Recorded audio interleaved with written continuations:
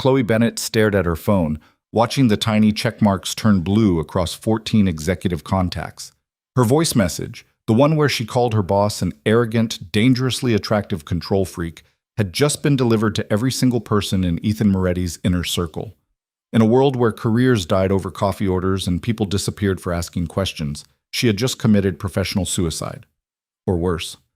The phone buzzed, a text from Ethan himself. My office. Now. If you want to know what happens when a chaotic assistant accidentally challenges the most dangerous mafia boss in Manhattan, stay with this story until the end. Don't forget to like and comment the city you're watching from so I can see how far my story has traveled. The elevator to the 72nd floor moved in complete silence. Chloe watched the numbers climb, each one a countdown to whatever nightmare waited behind Ethan Moretti's office door. Her hands wouldn't stop shaking. She'd tried 6 different ways to spin this in her head, 6 different explanations that might save her, and every single one collapsed under the weight of what she'd actually said. Arrogant, dangerously attractive, control freak. She'd said it out loud, into her phone. While lying on her apartment floor at 11:30 at night, half drunk on cheap wine and exhaustion, venting to her best friend about another 16-hour day of impossible demands and last-minute changes. Except she hadn't pressed the right button. She hadn't sent it to Maya. She'd sent it to the executive distribution list. The elevator chimed. The doors slid open onto the executive floor, all glass and steel in the kind of silence that cost money to maintain. Ethan's office sat at the far end, floor-to-ceiling windows overlooking Manhattan, like he owned every light below. Which, in several very literal ways, he did. Chloe's heels clicked against marble. Each step felt like walking toward an execution she'd scheduled herself. The receptionist, Miranda, perfectly composed as always, didn't even look up. He's expecting you. That somehow made it worse. Chloe reached the double doors, hesitated, then pushed through. Ethan Moretti sat behind his desk, perfectly still, in the kind of custom suit that probably cost more than her monthly rent. Dark hair, sharp jaw, eyes that missed absolutely nothing. He didn't look up when she entered. He was reading something on his tablet, one hand resting against his temple, the picture of control. The silence stretched. Chloe cleared her throat. Mr. Moretti, Close the door. His voice came out flat, quiet. Somehow that was worse than yelling. She closed the door. The click of the latch felt final. Ethan still didn't look at her. He swiped something on the screen, set the tablet down with precise care, then finally raised his eyes. Tell me, he said. What exactly goes through someone's mind when they decide to send a voice message like that to my entire executive team? Chloe's prepared explanations dissolved. It was an accident. An accident. He repeated the word like he was testing it for structural integrity. You accidentally recorded a message, accidentally selected the wrong distribution list, accidentally hit send. Yes. That's 3 separate accidents in sequence. I was tired. I just finished the Henderson contracts and the revised projections you wanted by midnight, and do you think I care about your excuses? The question came out so cold it stopped her mid-sentence. Ethan stood. He moved around the desk with the kind of controlled precision that made Chloe think of predators. Not the loud, obvious kind, the kind that waited. He stopped 3 feet away from her, close enough that she had to tilt her head back to maintain eye contact, close enough that she could smell expensive cologne and something darker underneath. 14 people, Ethan said quietly. 14 executives who report directly to me received that message. Do you understand what you've done? I've embarrassed you. You've compromised me. His eyes didn't blink. In my world, perception is power. You just gave 14 people the impression that my own assistant thinks I'm a joke. That's not what Arrogant, control freak. His voice stayed level, almost conversational. That made it more terrifying. You're right, of course, on both counts. But the moment you said it out loud to people who work for me, you became a problem. Chloe's heart hammered against her ribs. I'll resign. No. The word came out so simply she almost didn't process it. What? You think I'd let you walk away? Ethan tilted his head slightly, studying her like she was a puzzle with missing pieces. You think you get to blow up 3 years of carefully maintained reputation and then just disappear to some other job? Then what do you want? Something shifted in his expression, not quite a smile, but close. It didn't reach his eyes. I want you to understand consequences, he said, real ones. He moved past her, close enough that his shoulder almost brushed hers, and picked up a folder from the side table. When he turned back, his expression had shifted into something that might have been amusement if it weren't so sharp. You're familiar with the Castellano deal? Chloe blinked at the sudden shift. Yes, the acquisition. You've been negotiating for 8 months. 11 months. We close in 6 days. He held out the folder. You're going to help me finish it. She took the folder automatically, confusion cutting through her fear. I don't understand. I'm your assistant, not a deal negotiator. You're about to be both. Ethan returned to his desk, leaning against the edge. The Castellanos are old-fashioned. They believe in loyalty, tradition, family. They've been reluctant to sell because they don't trust corporate raiders. You're not a corporate... Chloe stopped herself. His eyebrow lifted. Go on. She swallowed. Nothing. Smart. He crossed his arms. I've convinced them I'm different, that I value personal relationships, long-term vision, integrity. Your little voice message threatened that perception. So you're firing me. I'm promoting you. He said it like a threat. As of tomorrow morning, you're my executive liaison for the Castellano acquisition. You'll be present at every meeting, every dinner, every negotiation session. You'll live in my apartment during the deal closure to maintain complete availability. The words hit her like a truck. Live in your... You have a problem with that? That's insane. That's consequence. Ethan's voice went quieter. You wanted to call me a control freak? Perfect. For the next 6 days, I'm going to control every single aspect of your professional life. You'll see exactly how arrogant I can be when someone threatens what I've built. Chloe's hands tightened on the folder. This is punishment. This is education. He pushed off the desk, moving toward her again. You're sharp, Chloe. Sharper than you realize. You see things other people miss. That's why I kept you as my assistant instead of replacing you like I do everyone else. She hadn't known that. Hadn't known she was different. But sharp without discipline is just chaos, Ethan continued. And chaos gets people killed in my world. The phrase hung in the air. My world. Not the corporate world. Not the business world. Something else. Chloe had heard the rumors, of course. Everyone had. Ethan Moretti came from money, but not the right kind. Old New York families whispered about his father, about connections that went deeper than Wall Street, about the kind of power that didn't show up in Forbes lists. She'd always assumed they were exaggerating. Looking at him now, she wasn't sure. What if I say no? She asked quietly. Then you'll find out exactly how arrogant I can be. His smile didn't touch his eyes. And trust me, you don't want that version of this conversation. Chloe's mind raced. This was insane. Moving into his apartment, playing some role in a high-stakes deal she knew nothing about, being under his control for 6 days straight. One condition, she heard herself say. Ethan's expression shifted. Surprise, maybe. You're negotiating? If I'm going to do this, I want something in writing. After the deal closes, you give me a real position, not assistant. Something that actually uses what I'm capable of. Silence. Then Ethan laughed. Actually laughed, low and rough. You just committed career suicide and now you're demanding a promotion. You said I'm sharp. Prove it wasn't just manipulation. He studied her for a long moment. Then he moved back to his desk, pulled out a sheet of letterhead, and wrote something in precise handwriting. He signed it, dated it, and slid it across the desk. After the Castellano deal closes successfully, Chloe read aloud, Chloe Bennett will be promoted to Director of Strategic Operations with appropriate compensation and equity. She looked up. You're serious? I'm always serious. Ethan's expression remained unreadable. But understand something. If you fail, if you embarrass me again, if you cost me this deal, that paper becomes worthless and you become a very cautionary tale. Chloe swallowed hard. Then she picked up the pen on his desk and signed her name below his. When do I start? You already have. Ethan checked his watch. Car arrives at your apartment at 7 tomorrow morning. Pack for a week. Professional wardrobe. The Castellanos are meeting us for dinner tomorrow night. I don't have... There's a clothing allowance included in your new role. Miranda has the details. He picked up his tablet again, dismissing her.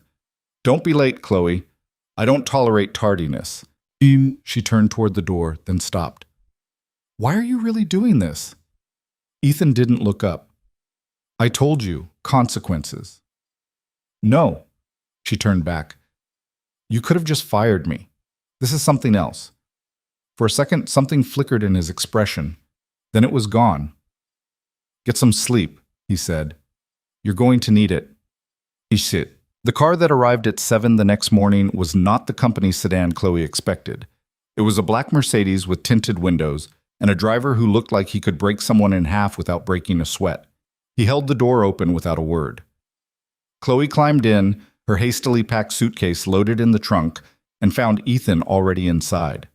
He was reading something on his phone, dressed in another perfectly tailored suit, looking like he'd slept a full 8 hours despite it being barely dawn. Morning? Chloe said. He glanced up. His eyes tracked over her appearance. The dress she'd bought at 2 in the morning from an all-night boutique, the heels that were killing her feet already, the makeup she'd applied in near darkness. That'll work, he said, which somehow felt like both a compliment and a criticism. The car pulled into traffic. The Castellanos, Ethan said, setting his phone down. Tell me what you know. Chloe pulled out the folder he'd given her, which she'd stayed up until 4 reading. Family-owned manufacturing business, 4th generation, based in Brooklyn. Revenue around $200 million, but undervalued assets in real estate and patents. Marco Castellano runs operations. His sister Sophia handles finance.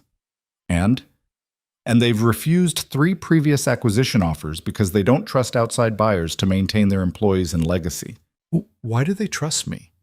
Chloe hesitated.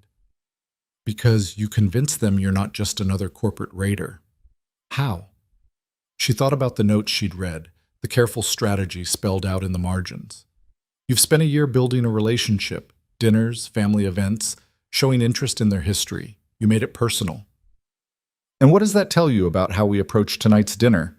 That it's not actually about business. Good. Ethan's expression remained neutral, but she thought she caught approval in his tone. The Castellanos value family, loyalty, tradition. They need to believe we're people they can trust, not just a balance sheet. We? You're my executive liaison. That means you're part of the narrative now. He turned to look at her directly. They're going to ask about you, your background, your role, why you're suddenly involved. What are you going to tell them? Chloe's mind raced. The truth? Which is? That I was your assistant and you promoted me because you saw potential. Boring, predictable. Ethan shook his head. Try again. What do you want me to say? I want you to think. His voice sharpened. This is the test, Chloe. You're sharp. You see things. What story makes sense for what the Castellanos need to believe? She stared at him, then at the folder in her lap, then back at him. They need to believe you value people, she said slowly. That you notice talent, that you promote from within, that you build teams based on merit, not politics. Better. Keep going. So I'm proof. I'm the assistant who got promoted because I worked hard and showed initiative. I'm the person who proves you're not just another ruthless executive. And what does that make you? Your success story. Ethan smiled. Actually smiled, and this time it almost reached his eyes. Now you're learning. The car turned onto the FDR Drive, Manhattan sliding past the tinted windows. One more thing, Ethan said. Tonight at dinner, they're going to test us. Marco especially. He's going to push, ask difficult questions, look for cracks in the narrative. Do not lie. Do not improvise. If you don't know something, defer to me. Understood? Understood. And Chloe? His tone shifted. The Castellanos are traditional. Marco's going to make assumptions about our relationship that have nothing to do with business. Let him. She turned to stare at him. What kind of assumptions? The kind that make this deal feel like family business instead of corporate acquisition. Ethan held her gaze. Can you handle that? The implication settled over her like cold water. You want them to think I want them to see what they want to see. If that happens to include speculation about our personal relationship, it helps the narrative. That's manipulative. That's strategy.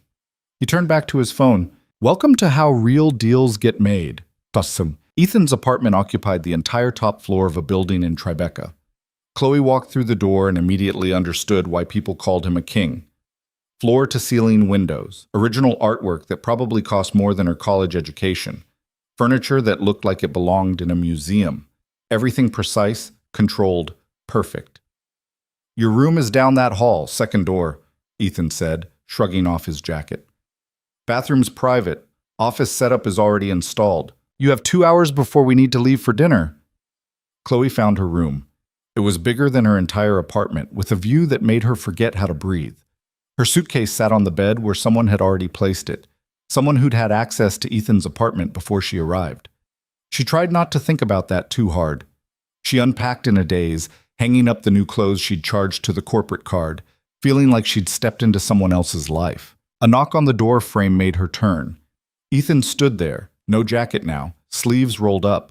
It was the most casual she'd ever seen him. Somehow it made him look more dangerous, not less. The Castellanos are old-fashioned, he said. That means Marco's going to focus on me and Sophia's going to focus on you. She's going to ask personal questions about your family, your background, your relationship with me. What should I tell her? Enough truth to be believable, not enough to be vulnerable. He leaned against the door frame. She's going to try to connect with you. Female solidarity, shared experience in a male-dominated world. Let her. But don't actually connect. Connection is fine. Weakness isn't. His eyes tracked over her face. You're nervous. I'm terrified. Good. Fear keeps you sharp. He pushed off the frame. 1 hour, 45 minutes. Wear something that says successful, but not threatening. Sophia needs to like you. He left. Chloe sat on the edge of the bed, staring at her reflection in the window. What the hell had she gotten herself into? Otsen. The restaurant was the kind of place that didn't have prices on the menu. Private room, one table, everything arranged to feel intimate rather than corporate. Marco Castellanos stood when they entered. He was 60, broad-shouldered, with the kind of presence that came from building something with his own hands. His sister Sophia was younger, sharper, watching everything with eyes that missed nothing. Ethan. Marco's handshake looked like it could crush bone. Good to see you. Marco. Sophia. Ethan's smile looked genuine. Maybe it was. I want to introduce Chloe Bennett, my executive liaison for our partnership. Partnership, not acquisition. Chloe noticed the word choice. Ms. Bennett. Marco's handshake was firm but not cruel. Ethan mentioned you recently joined his senior team. 3 years as his assistant, Chloe said, keeping her voice steady. He promoted me last week. Assistant to executive liaison. Sophia's smile was warm, but her eyes stayed calculating. That's quite a jump. Chloe has a talent for seeing problems before they become disasters, Ethan said smoothly. I'd be a fool not to use it. They sat. Wine appeared. The first course arrived without anyone ordering. So tell me, Marco said, cutting into his appetizer, how does a young woman end up working for someone as demanding as Ethan? Student loans, Chloe said honestly, and stubborn refusal to quit. Marco laughed. I like that. Sophia was the same, worked in the factory every summer during college, insisted on learning every position before she'd take an office. Because you can't lead people if you don't understand what they do, Sophia said. Right, Chloe? Exactly. Chloe met her eyes. I learned more in my first month as Mr. Moretti's assistant than I did in 4 years of business school. I bet you did. Sophia's smile had an edge now. Ethan has a reputation for being exacting. He has a reputation for being impossible, Chloe said. But I've never worked for anyone who pushed me harder or taught me more. Ethan's hand settled on the table near hers. Not touching, but close. A subtle signal. Marco noticed. Of course he noticed. You two work well together, he observed. We've learned to, Ethan said. Chloe keeps me honest. Someone needs to, Sophia said lightly. How do you keep him honest, Chloe? I tell him when he's wrong. The table went quiet. Then Marco laughed, loud and genuine. Oh, I like her. Ethan, you finally found someone with spine. It's a recent discovery, Ethan said dryly. The dinner continued. Wine flowed. Conversation shifted from business to personal, from deals to family stories. Sophia asked about Chloe's background, raised by a single mom, worked her way through state school, first person in her family to graduate college. Marco asked about Ethan's vision for the company, preserving jobs, maintaining quality, building legacy, not just profit. And through it all, Chloe watched Ethan work. The way he listened, really listened, making Marco feel heard. The way he deferred to Sophia on financial questions, respecting her expertise. The way he shifted the conversation away from corporate strategy and toward shared values. He was good, scary good. My father built this company with his hands, Marco said over dessert. Every machine, every employee, every product. He knew them all personally. When he died, he made me promise to protect what he built. That's what I want to help you do, Ethan said quietly. Not change it, protect it. With your resources, with our partnership. Marco studied him for a long moment. Then his eyes shifted to Chloe. What do you think, Ms. Bennett? You're the newest member of his team. You see him clearly. Is he telling me the truth? Every eye at the table turned to her. Chloe set down her wine glass. Her heart hammered, but her voice came out steady. Mr. Moretti is the most driven person I've ever met, she said.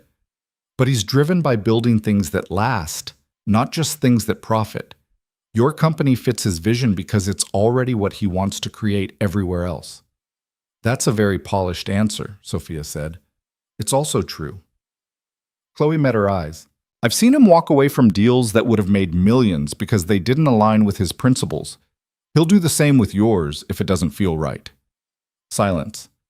Then Ethan's hand moved to cover hers on the table. Just for a second. A brief touch that looked casual but felt deliberate. Marco saw it. His expression shifted into something that might have been satisfaction. I think, he said slowly, we should finalize the terms this week.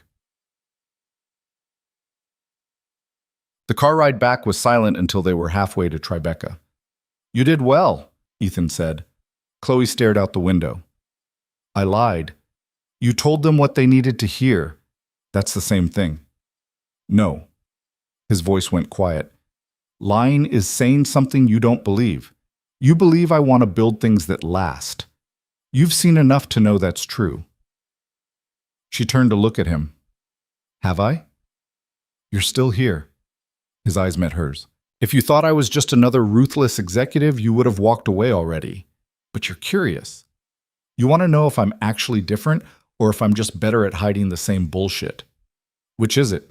You tell me. He leaned back, watching her. You're the one who sees things. The car pulled up to his building. They rode the elevator in silence. Inside the apartment, Chloe headed straight for her room. She needed space, needed to think, needed to process what had just happened. Chloe. She stopped. Ethan stood in the living room loosening his tie, looking more human than she'd ever seen him. You called me arrogant, he said. You were right. I am arrogant. I'm also calculating, controlling, and occasionally ruthless. But I'm not careless. Everything I do has a reason. Including this? Especially this. He pulled the tie free completely. You think tonight was about the deal. It wasn't. It was about showing you how this world actually works. And how does it work? Everyone's playing a role. The question is whether you're conscious of it or not. He crossed to the bar, poured 2 glasses of something amber, handed her one. Marco and Sophia, they're playing the role of cautious family business. I'm playing the role of principled buyer. You're playing the role of proof that I mean what I say. And behind the roles, Marco's desperate. His company's hemorrhaging cash in 3 divisions he doesn't talk about.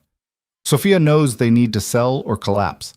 And I need this acquisition to work because it opens doors to manufacturing infrastructure I can't access any other way.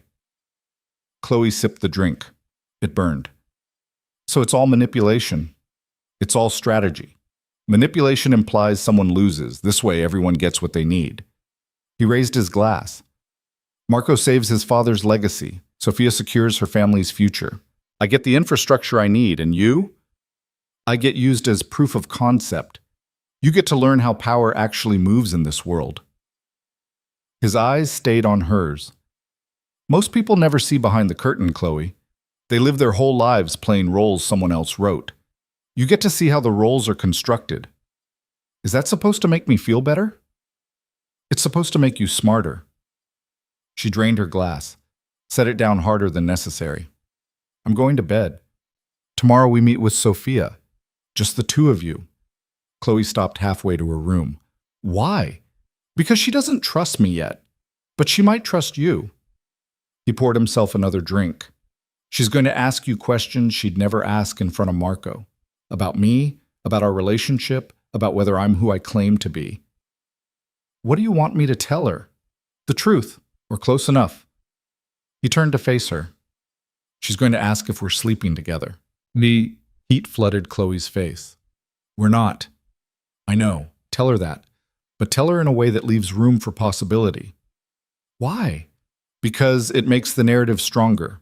Partners who might become something more are more believable than pure business arrangements. He watched her reaction. Can you handle that? You're asking me to manipulate a woman's trust by implying we have a relationship we don't have. I'm asking you to let her draw her own conclusions.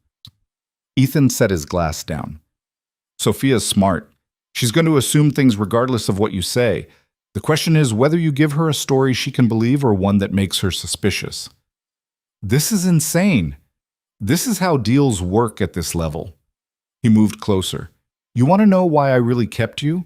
Why I didn't fire you for that voice message? Because I'm useful. Because you're honest about the pretense. His voice dropped. Most people in my world lie to themselves about what they're doing. They tell themselves they're good people making hard choices. You? You called me arrogant and controlling and dangerously attractive, and you meant all three. The words hung in the air between them. That wasn't a compliment, Chloe said. Wasn't it? Something shifted in his expression. You see me clearly, Chloe. That's rare. Most people see what I want them to see. But you see the control freak and the calculation and the danger, and you're still standing here. Because you didn't give me a choice. I gave you several. You chose this one. He stepped back, giving her space. Get some sleep. Sophia wants to meet at 10. Chloe made it to her room before her hands started shaking. Sophia chose a cafe in Soho. Small, quiet, the kind of place where serious conversations happened over good coffee. She was already there when Chloe arrived, 2 cups waiting. I took a guess on your order, Sophia said. Oat milk latte, extra shot? Perfect. Chloe sat down, accepting the cup. Thank you. Marco liked you. Sophia stirred her own coffee. That's not easy to do. He's suspicious of new people.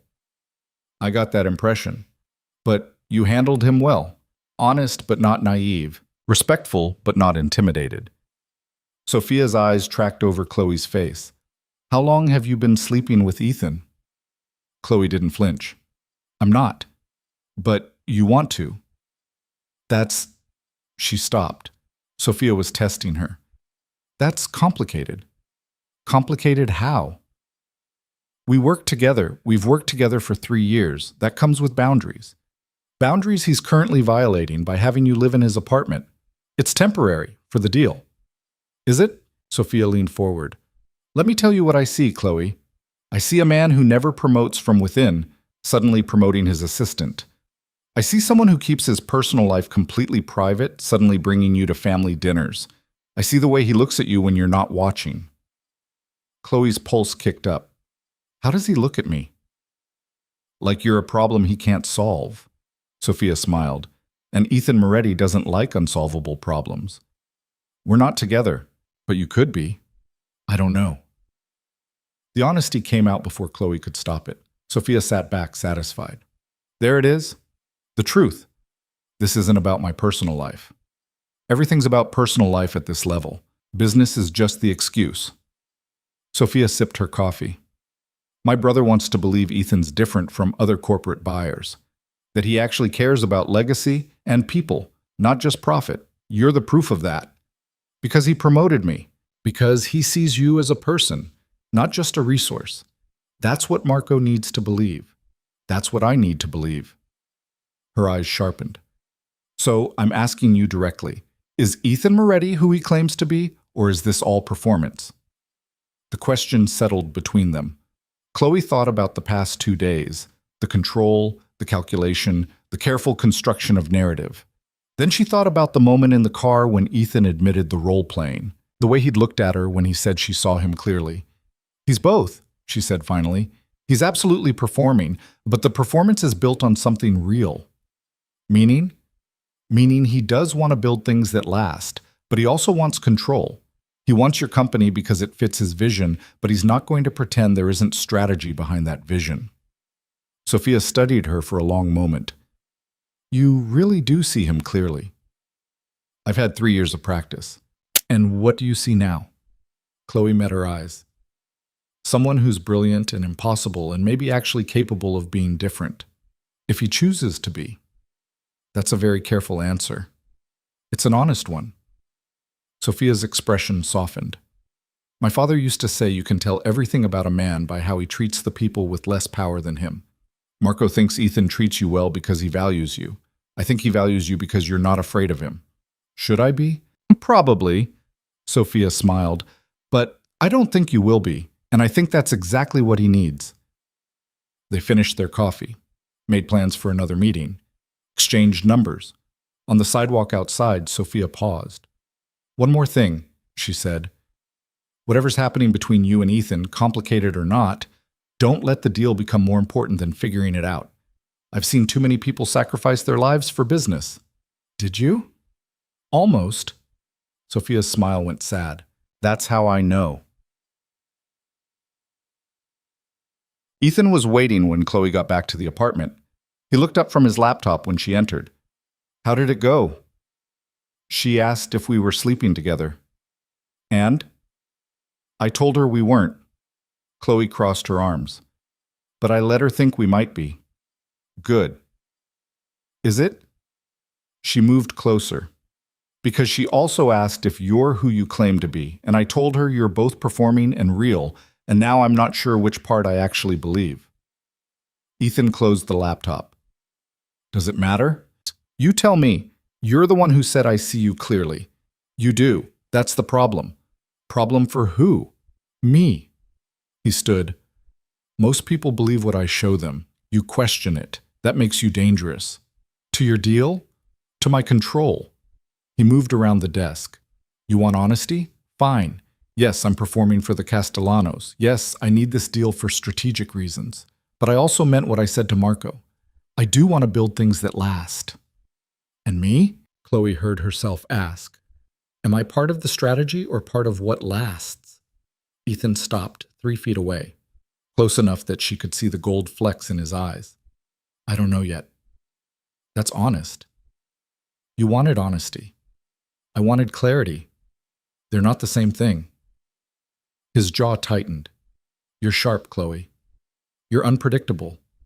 You see problems I miss and solutions I wouldn't consider. That makes you valuable, but it also makes you a variable I can't control, and you hate that. Yes. He didn't hesitate. But I also need it. Everything in my world is controlled, every outcome predicted, every variable managed. You're the one thing that refuses to fit. Is that why you're really doing this? She stepped closer. Not punishment, testing whether I break or adapt. Maybe. His eyes tracked over her face. Or maybe I wanted to see what happens when I stop controlling everything. The words hung between them. Chloe's phone buzzed. She broke eye contact first, checking the message. Sophia wants to meet again tomorrow, she said. Just us. Good. She's building trust. Or trying to figure out if I'm real or part of your act. Same thing. Ethan returned to his desk. The deal closes in 4 days. After that, you get your promotion and your equity. Everything goes back to normal. Will it? He didn't answer. Chloe went to her room, closed the door, and stared at her reflection in the window. Manhattan glittered below, millions of lights hiding millions of secrets. 4 days until the deal closed. 4 days to figure out which version of Ethan Moretti was real. 4 days to decide if she was playing a role or becoming someone new. She had a feeling 4 days wasn't going to be enough. Chloe woke to the sound of Ethan's voice in the next room. 3 in the morning, according to her phone. She lay still, listening to the low rumble of conversation that didn't sound like business. She shouldn't have gotten up, should have rolled over and gone back to sleep. Instead, she found herself padding barefoot down the hallway, following the sound to Ethan's office. The door was half open, light spilling into the dark corridor. "Don't care what Vincent thinks," Ethan was saying. "The timeline doesn't change." A pause. Someone responding on the other end.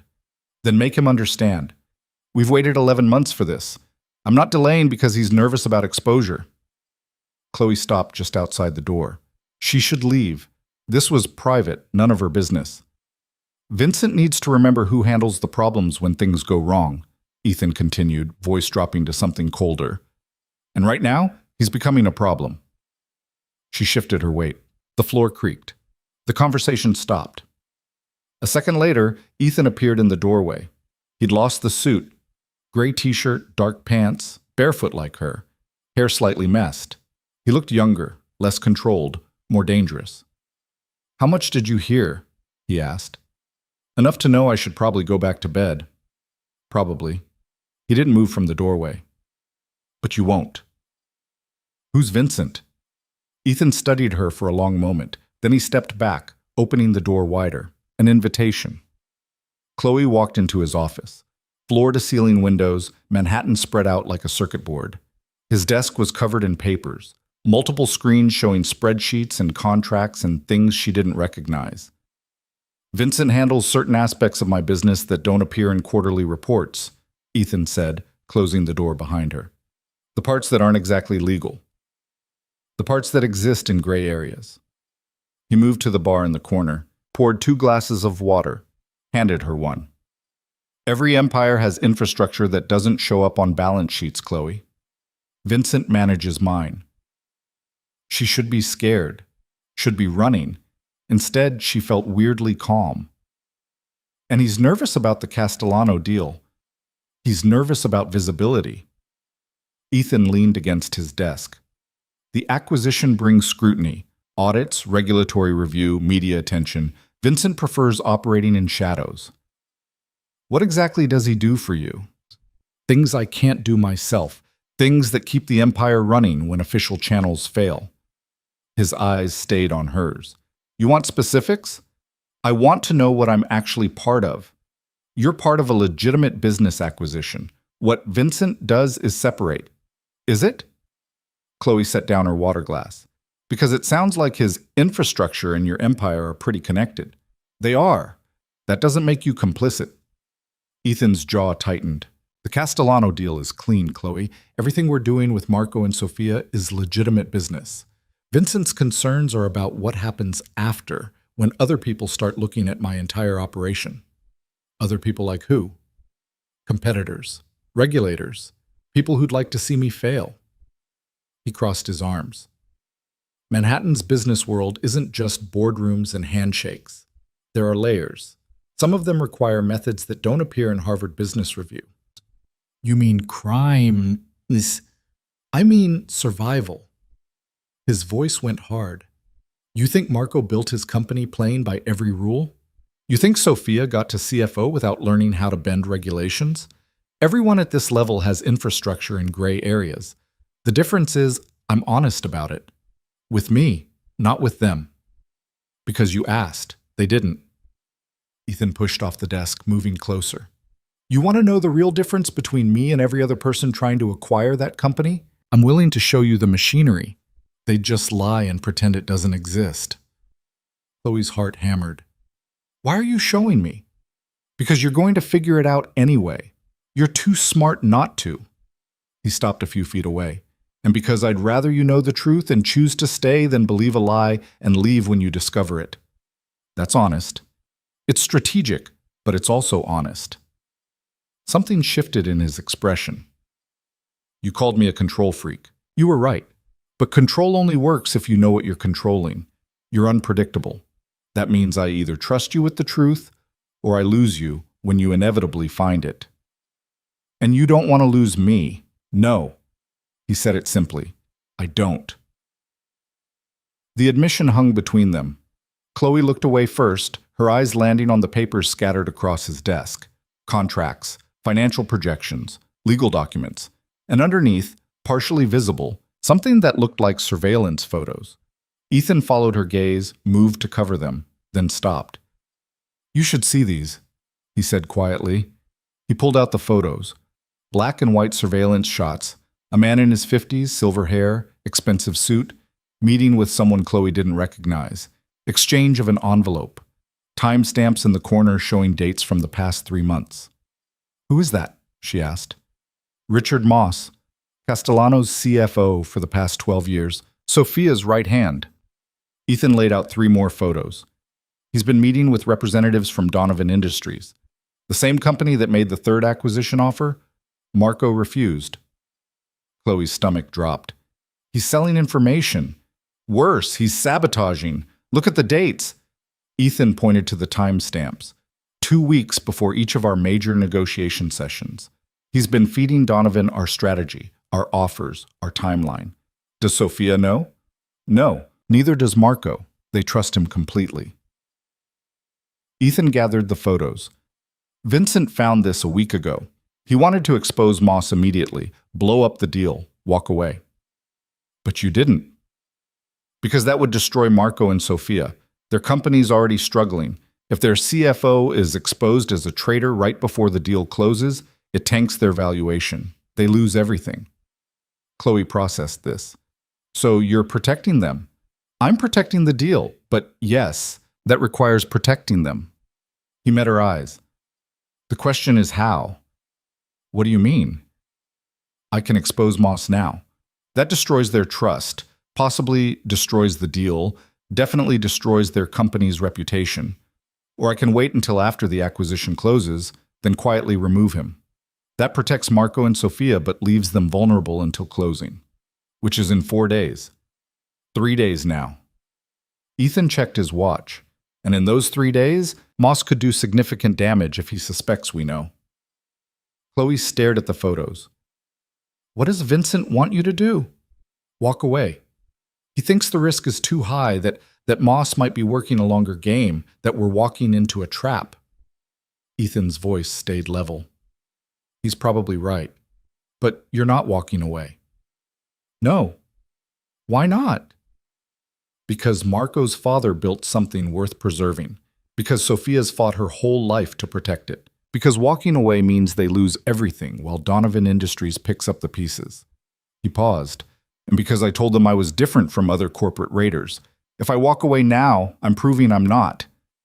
Chloe looked up at him. That matters to you. Actually matters, not just strategically. Yes. He didn't hesitate. That's the problem with playing roles, Chloe. Eventually you start believing them.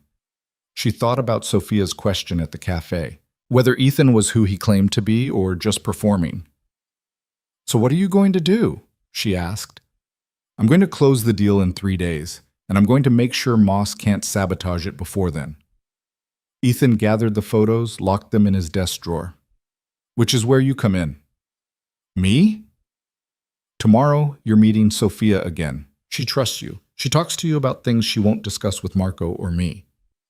His eyes sharpened. I need you to find out what Moss knows, what he's told her, what access he has to the closing documents. Chloe's chest tightened. You want me to spy on her?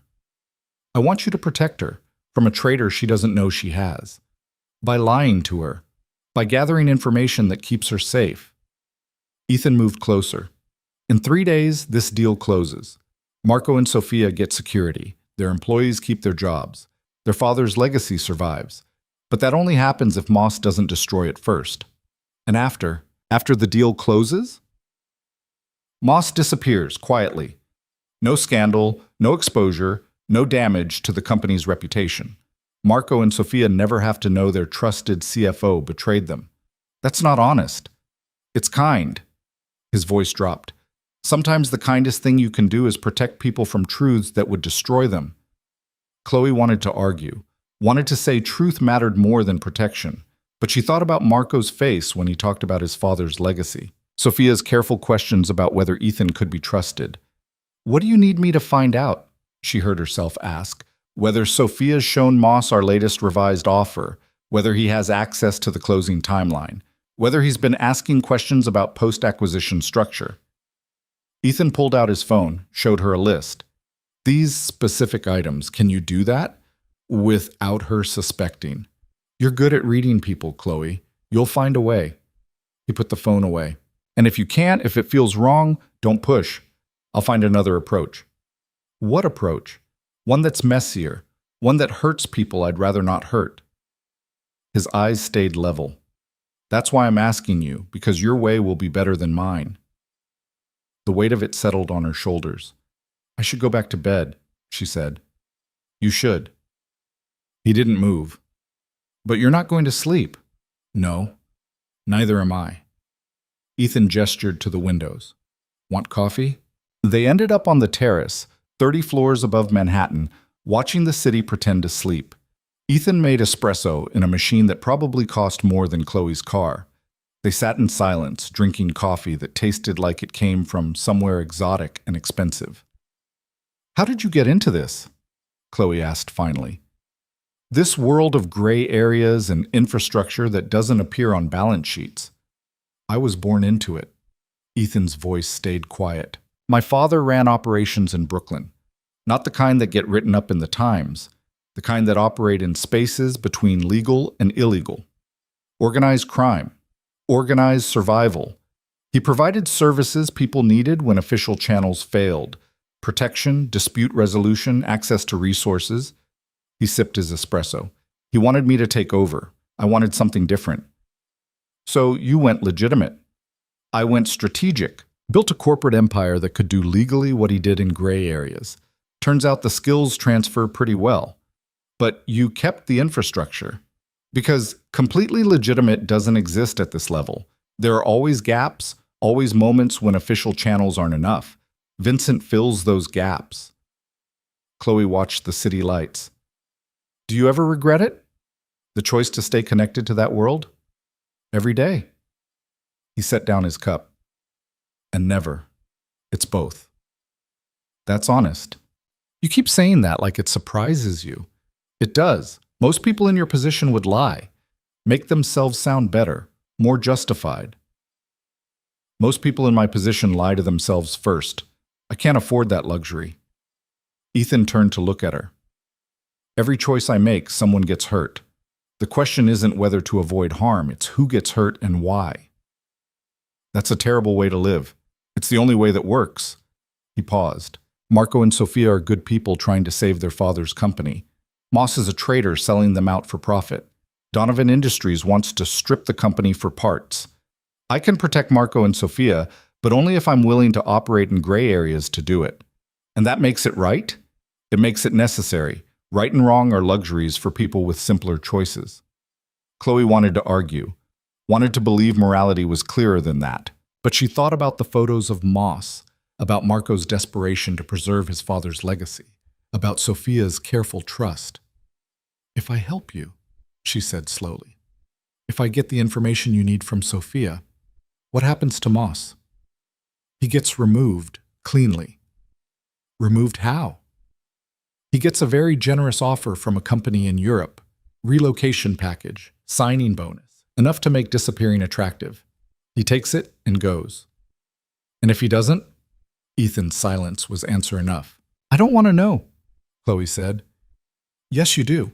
That's why you asked." He met her eyes. "If Moss refuses the generous exit, Vincent handles it. I don't ask how. That's the boundary. I make decisions, Vincent implements them, and I don't examine the implementation too closely. That's cowardice. That's survival. I can't run an empire if I'm personally executing every difficult choice. So I hire people who can do things I can't, and I give them enough autonomy to operate. Even if what they do is illegal. Even then. He didn't flinch. You want me to be a good person, Chloe. I understand that. But good people don't build empires. Good people make small choices that feel right. Empires require big choices that hurt. Is that what you tell yourself? It's what I've learned. His jaw tightened. You think I like this? You think I enjoy knowing Vincent might have to make someone disappear because they threatened what I'm building? I think you've made peace with it. I've accepted it. That's different. Ethan stood, moved to the railing. My father used to say power is the ability to make terrible choices and live with the consequences. I didn't understand what he meant until I started building this. Chloe joined him at the railing. Manhattan spread out below them, millions of people living lives that never touched this level of complexity. Why are you telling me all this? She asked.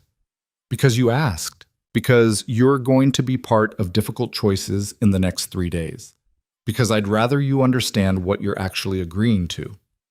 And if I say no, if I refuse to help, then I find another way, and it's messier, and people get hurt who don't deserve it. He turned to face her. But you won't refuse. You sound very sure. I am, because you've already started caring about Marco and Sophia. You see them as real people, not just business targets. And you know that protecting them requires making choices that aren't clean. He was right. Chloe hated that he was right. I'll do it, she said. I'll get the information from Sophia, but after this deal closes, we're having a conversation about boundaries. Agreed. Something that might have been relief crossed his expression. Thank you. They stood there in silence as the city started waking up. Garbage trucks, early delivery vans, the first commuters heading to jobs that would never require these kinds of choices. Can I ask you something? Chloe said finally. Always. The voice message, the one I sent by accident. You said it made me a problem, that it compromised your reputation, but you didn't actually answer the real question. Which was? Why you kept me as your assistant for 3 years? Why you didn't replace me like you do everyone else? Ethan was quiet for so long she thought he wouldn't answer. Because you made mistakes, he said finally. Small ones, coffee orders wrong, meetings scheduled incorrectly, documents filed in the wrong system. Every single mistake was different, never the same error twice. That doesn't sound like a good reason to keep someone. It was the best reason, because it meant you were actually learning. Everyone else made the same mistakes repeatedly, following patterns I could predict and prevent. But you made new mistakes, unpredictable ones. That meant you were actually adapting. So you kept me because I was chaotic. I kept you because chaos that learns is more valuable than perfection that stagnates. He turned to look at her. And because every time I was about to fire you for screwing something up, you do something that proved you were smarter than I gave you credit for. Like what? Like restructuring the Henderson filing system so it actually made sense instead of just following my arbitrary organization. Like flagging the discrepancy in the Morrison contract that my lawyers missed. Like asking questions that exposed flaws in my own logic. He paused. Like calling me arrogant and controlling and dangerously attractive because it was true. Heat crept up Chloe's neck. I was drunk. You were honest. There's a difference. And now I'm living in your apartment and helping you manage a deal that involves surveillance and traders and infrastructure that doesn't appear on balance sheets. Yes. His eyes stayed on hers. Having regrets? Chloe thought about it. About the past 3 days, about everything she'd learned, about the line she'd already crossed, without quite realizing it. Ask me in 3 days, she said. Fair enough? The sun started breaking over the buildings to the east, turning Manhattan gold and orange. I should get ready, Chloe said. Sophia wants to meet at 10. What are you going to tell her? I don't know yet. I'll figure it out when I get there. That's what I'm counting on. Ethan moved toward the door, then stopped. Chloe, whatever you find out today, whatever Moss has access to, don't confront Sophia directly. Just gather information. We deal with Moss after the closing. To protect her. To protect everyone. He held her gaze. In 3 days, this is over. Marco and Sophia are safe, you get your promotion, and everything goes back to normal. Will it? He didn't answer, just disappeared inside, leaving Chloe alone with the sunrise and the weight of choices she hadn't planned to make. She stood there until the city fully woke, until the sky turned from gold to blue, until her coffee went cold in her hands. Then she went inside to get ready to lie to someone who trusted her, for all the right reasons. She hoped. Sophia chose a different cafe this time. Quieter, more private, the kind of place where real conversations happened. She was already there, 2 cups waiting again. "You're good at this," Chloe said, sitting down. "At what?" "Reading people. You ordered exactly what I needed before I knew I needed it." Sophia smiled. "My father used to say business is just reading people and giving them what they want before they ask for it. Everything else is details." Smart man. He was. Sophia's expression went softer. "He would have liked you. You're direct. He hated people who talked in circles." Chloe sipped her coffee, buying time. She'd spent the whole subway ride preparing for this conversation, rehearsing questions that would get the information Ethan needed without arousing suspicion. Now, sitting across from Sophia, all her preparation felt hollow. "Can I ask you something?" Sophia said. "And I want a real answer, not a polished one." "Okay. Do you trust Ethan?" The question caught Chloe off guard. "That's complicated." "Complicated how?" "I trust that he wants this deal to work. I trust that he sees value in preserving what your father built." Chloe chose her words carefully. "But I also know he's strategic. Everything he does has multiple layers." "That's not the same as trusting him." "No, it's not." Sophia leaned back, studying her. "At least you're honest about it. Marco thinks I'm paranoid, but I can't shake the feeling that we're missing something." Chloe's chest tightened. "Missing what?" "I don't know, just a feeling. Like this deal is too good to be true, like there's an angle we haven't seen." "Have you talked to anyone else about this? Your CFO, maybe?" "Richard?" Sophia laughed, but it sounded tired. "Richard thinks I worry too much. He's been pushing hard for this deal from the beginning. Says it's our best option. He's probably right." "Probably." Sophia traced the rim of her cup. "But my father also used to say when something feels too good to be true, look for what you're not seeing. And right now, I can't figure out what I'm not seeing." This was it. The opening Ethan needed. Chloe could push now, ask about documents, about what Richard had access to, about the revised offer. But looking at Sophia's face, seeing the genuine worry there, the trust she was placing in this conversation, Chloe felt something crack inside. "What if you're not missing anything?" she said instead. "What if it's just hard to believe someone actually wants to help?" Sophia's eyes sharpened. "You think that's what Ethan's doing? Helping?" "I think he wants to build something. Whether that's helping or just strategic empire building, I honestly don't know yet. But you're trying to figure it out. Every day." Chloe met her eyes. "You asked if I trust him. The truth is I'm still deciding, but I know he's different from other people I've worked for." "Different how?" "He's honest about the manipulation. Most people pretend they're not calculating every angle. Ethan just admits it." Chloe paused. "I think he actually believes that's more ethical, being upfront about the strategy." "Is it?" "I don't know, but at least you know where you stand." Sophia was quiet for a long moment. Then she pulled out her phone, scrolled through something, and turned the screen toward Chloe. It was an email. From Richard Moss to someone at Donovan Industries, dated 2 days ago. Chloe's stomach dropped. "You knew," she said quietly. "I suspected. Found this yesterday going through Richard's sent folder. He'd been sloppy, didn't delete it properly." Sophia's voice stayed level, but her eyes were hard. "He's been feeding them information for months. Everything we discussed with Ethan, every negotiation point, every timeline." "Does Marco know?" "Not yet. I wanted to figure out how deep it goes before I tell him." Sophia put the phone away. "That's why I asked if you trust Ethan. Because right now, he's the only person in this deal who hasn't lied to me. What are you going to do?" "I don't know. If I expose Richard now, it destroys our credibility. Donovan will use it to argue our company is unstable, poorly managed. It could tank the whole deal. And if you wait, then Richard has 3 more days to cause damage. Sophia's jaw tightened. So I'm asking you, Chloe, not as Ethan's liaison, as someone I think might actually care. What would you do? The question hit like a weight. Chloe thought about the surveillance photos locked in Ethan's desk, about Vincent's concerns, about the infrastructure that didn't appear on balance sheets, about all the things she'd learned in the past 72 hours about how power actually moved. "I'd tell Ethan," she said finally. "Why?"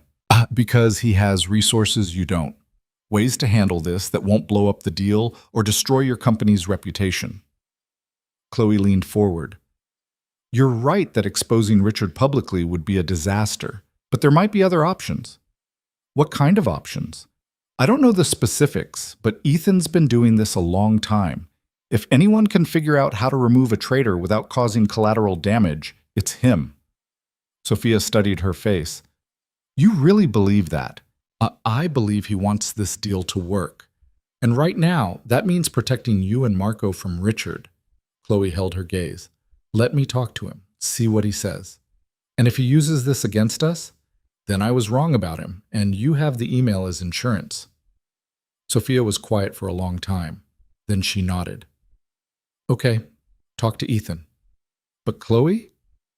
Her eyes hardened. "If he uses this to manipulate the terms or pressure us into anything we don't want, I'll burn the whole deal down. I don't care about the consequences." "I understand." "Good." Sophia drained her coffee. "Call me after you talk to him. I want to know the plan before I decide whether to tell Marco." They left the cafe together. On the sidewalk, Sophia paused. "You asked what I'd do if I were you," she said. "Figure out fast whether you're working for Ethan or with him, because the first one destroys you eventually. The second one might actually mean something." Then she was gone, disappearing into the crowd. Chloe stood there for a moment, processing everything. Then she pulled out her phone and called Ethan. He answered on the first ring. "How did it go?" "We need to talk, in person. I'm in a meeting for the next 2 hours. Cancel it." Chloe's voice came out harder than she intended.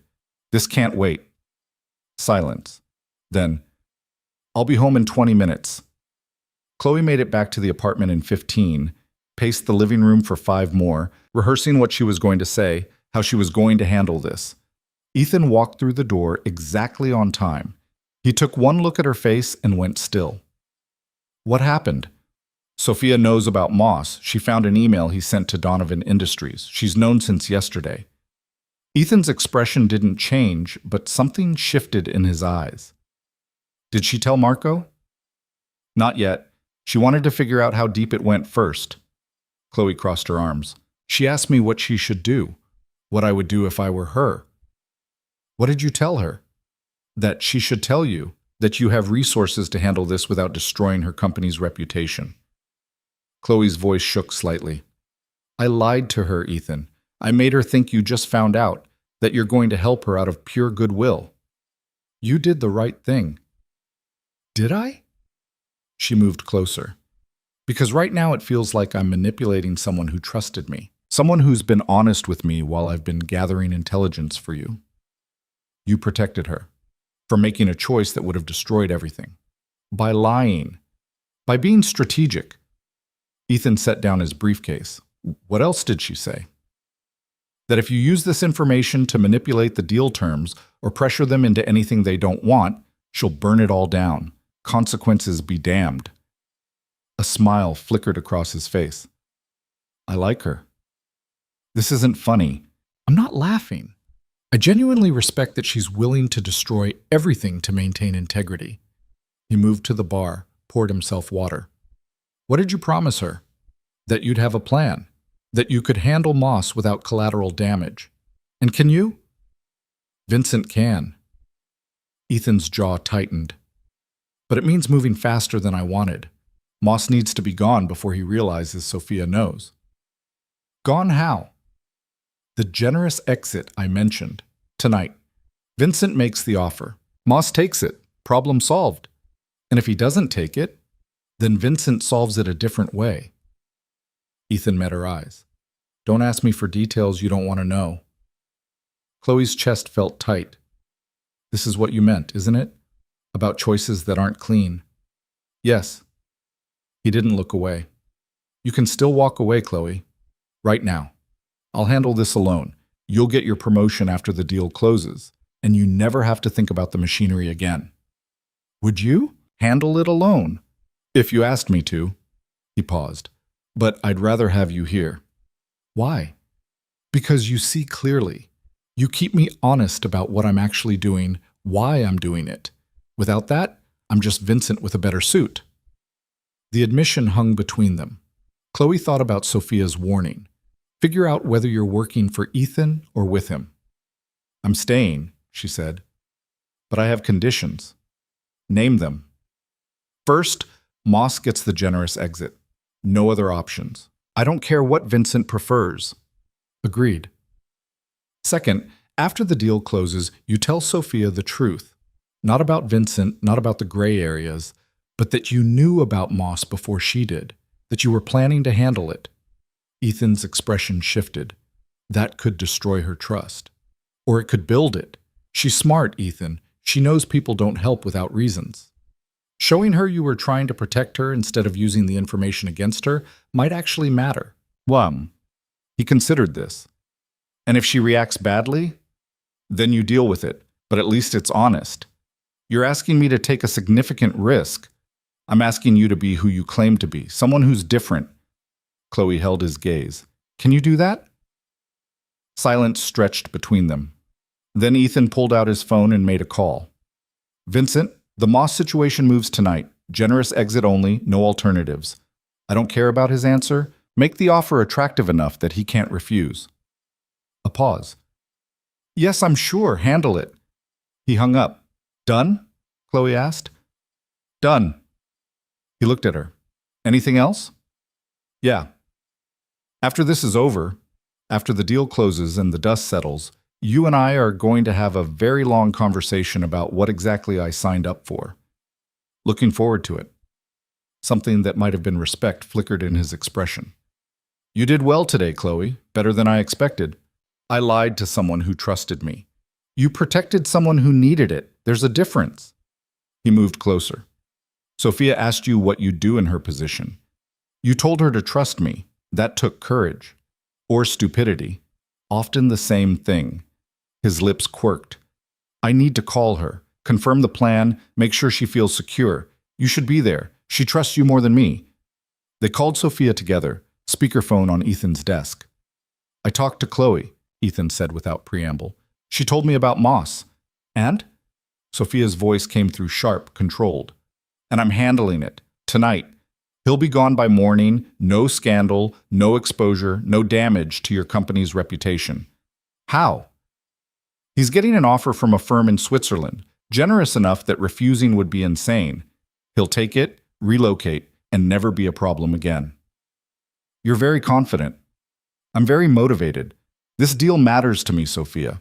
I'm not letting a traitor destroy it. Ethan's voice stayed level. You and Marco have been honest with me from the beginning. I'm returning the favor. Silence on the other end, then, why should I believe you? Because Chloe does. He glanced at her, and you trust her judgment. More silence. Chloe could almost hear Sophia thinking. Okay, she said finally. Handle it. But Ethan, if this blows up, if there's any hint of scandal or exposure, I'm telling Marco everything, and we're walking away, deal or no deal. Understood. You won't regret this. I better not. She hung up. Chloe let out a breath she hadn't known she was holding. That went better than expected, Ethan said. Did it? Because it feels like we just barely held everything together. Welcome to how deals actually work. Everything's always barely held together until it's not. He checked his watch. Vincent will move on Moss within the hour. By tomorrow morning, the problem's solved. Just like that. Just like that. He looked at her. You should get some rest. Tomorrow's the final negotiation session. Marco, Sophia, their lawyers, our lawyers. 8 hours of hammering out closing details. Fun. Necessary. His expression softened slightly. You've done well these past few days, Chloe. I know it hasn't been easy. It's been terrifying. Good. Fear means you understand the stakes. He moved toward his office. Get some sleep. Tomorrow's going to be intense. Chloe made it to her room before the shaking started. She sat on the edge of the bed, staring at her hands, trying to process everything that had just happened. She'd lied to Sophia, protected a man who operated in gray areas she didn't fully understand, made choices that couldn't be unmade. And somewhere in Manhattan right now, Vincent was making an offer to Richard Moss, an offer that would make him disappear. She should feel guilty, should feel like she'd crossed a line she couldn't uncross. Instead, she felt weirdly calm. Sophia was protected. Marco would never know his trusted CFO betrayed him. The deal would close. Everyone got what they needed, except Moss. But Moss had made his own choices. Chloe's phone buzzed, a text from Sophia. Thank you for telling me to trust him. I hope you're right. Chloe stared at the message for a long time. Then she typed back, me too. She fell asleep still holding the phone, still wondering if she'd just saved everyone or damned them all. In 3 days, she'd find out which. The call came at 6 in the morning. Chloe heard Ethan's phone buzz once, twice, then his footsteps in the hallway outside her room. She lay still, listening to his voice through the wall, too muffled to make out words but sharp enough to catch the tone. Something was wrong. She got up, pulled on the robe hanging behind her door, and found Ethan in the kitchen.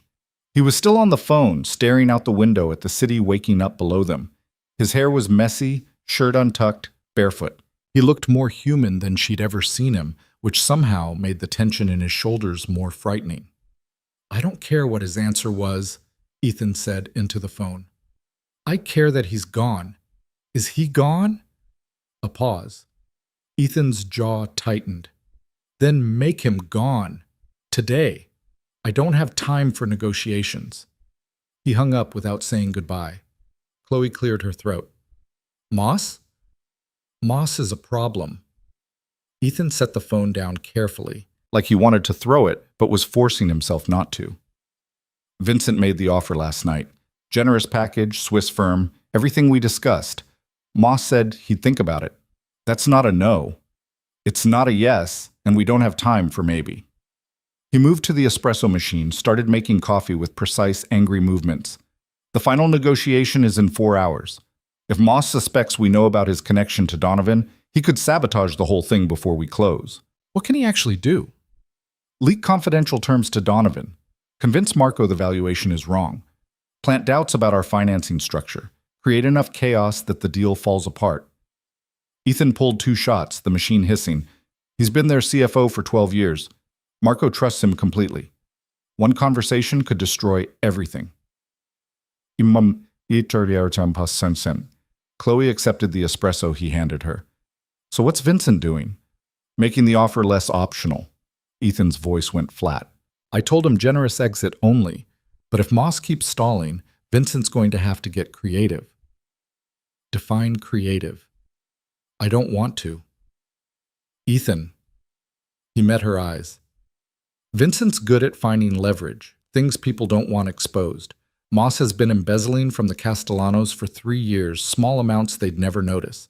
Vincent found the accounts yesterday. If Moss doesn't take the Switzerland offer, he gets exposed for embezzlement instead of quietly disappearing. That's blackmail. That's incentive. Ethan drained his espresso in one swallow. Moss made his choices. Vincent's just giving him a chance to walk away before those choices catch up with him. Chloe thought about the surveillance photos, about infrastructure in gray areas, about all the things Ethan had told her on the terrace 3 nights ago. This was what he'd meant. Choices that weren't clean. Does Sophia know about the embezzlement? No. And she won't if Moss is smart. He checked his watch. Vincent's meeting him in an hour. By the time we get to the negotiation, Moss will either be packing for Switzerland or packing for prison. Either way, he's not sabotaging this deal. You sound very sure. I'm very motivated. Something dangerous flickered in his expression. I've spent 11 months building this, Chloe. I'm not letting a traitor with an embezzlement problem destroy it in the final hours. His phone buzzed again. He glanced at the screen, frowned, then answered, What now? A pause. His expression went completely still. When? Another pause. Don't move. I'm on my way. He hung up, stood there for a second, perfectly motionless. Ethan? Chloe set down her cup. What happened? Moss is dead. The words hung in the air like something physical. What? Car accident, single vehicle, lost control on the FDR drive around 4 this morning. Vincent's people just confirmed identity. Ethan's voice came out mechanical. Empty. He's dead. Chloe's chest went tight. Oh my God. Get dressed. We need to get to the Castellanos before they hear it from someone else. He was already moving, heading toward his room. Professional clothes. We're going to need to look stable. Ethan, wait. She followed him. A car accident? That's convenient, I know. He pulled a shirt from his closet, started buttoning it with sharp, precise movements. Vincent swears his people weren't involved, that the offer hadn't been delivered yet when it happened, that it was just terrible timing. Do you believe him? I don't know. His hand stopped on the buttons. And right now, it doesn't matter. What matters is Marco and Sophia are about to lose their CFO hours before the biggest deal of their lives. If we don't get ahead of this, if we don't help them stabilize, everything falls apart. This is insane. This is crisis management. He finished the shirt, reached for a tie. In 30 minutes, the news breaks. Marco's going to panic. Sophia's going to have questions we can't answer. Our job is to keep them focused on the deal, not on the coincidence that Moss died hours before closing. Chloe stared at him. You think they'll suspect us? Sophia will. She's too smart not to. He knotted the tie perfectly. That's why we need to be there when she finds out. Show her we're just as shocked, just as concerned, just as committed to making this work despite the tragedy. More performance. More survival. He met her eyes in the mirror. Get dressed, Chloe. We're running out of time. She made it back to her room, pulled on the first professional outfit she could find, her hands shaking the whole time. Richard Moss was dead. Car accident, 4 in the morning, hours before Vincent was supposed to make an offer that would have made him disappear anyway. It was too convenient, way too convenient. But Ethan had sounded genuinely surprised, had looked actually shaken underneath the control. Unless that was performance too. Chloe finished dressing, stared at herself in the mirror. Who was she becoming?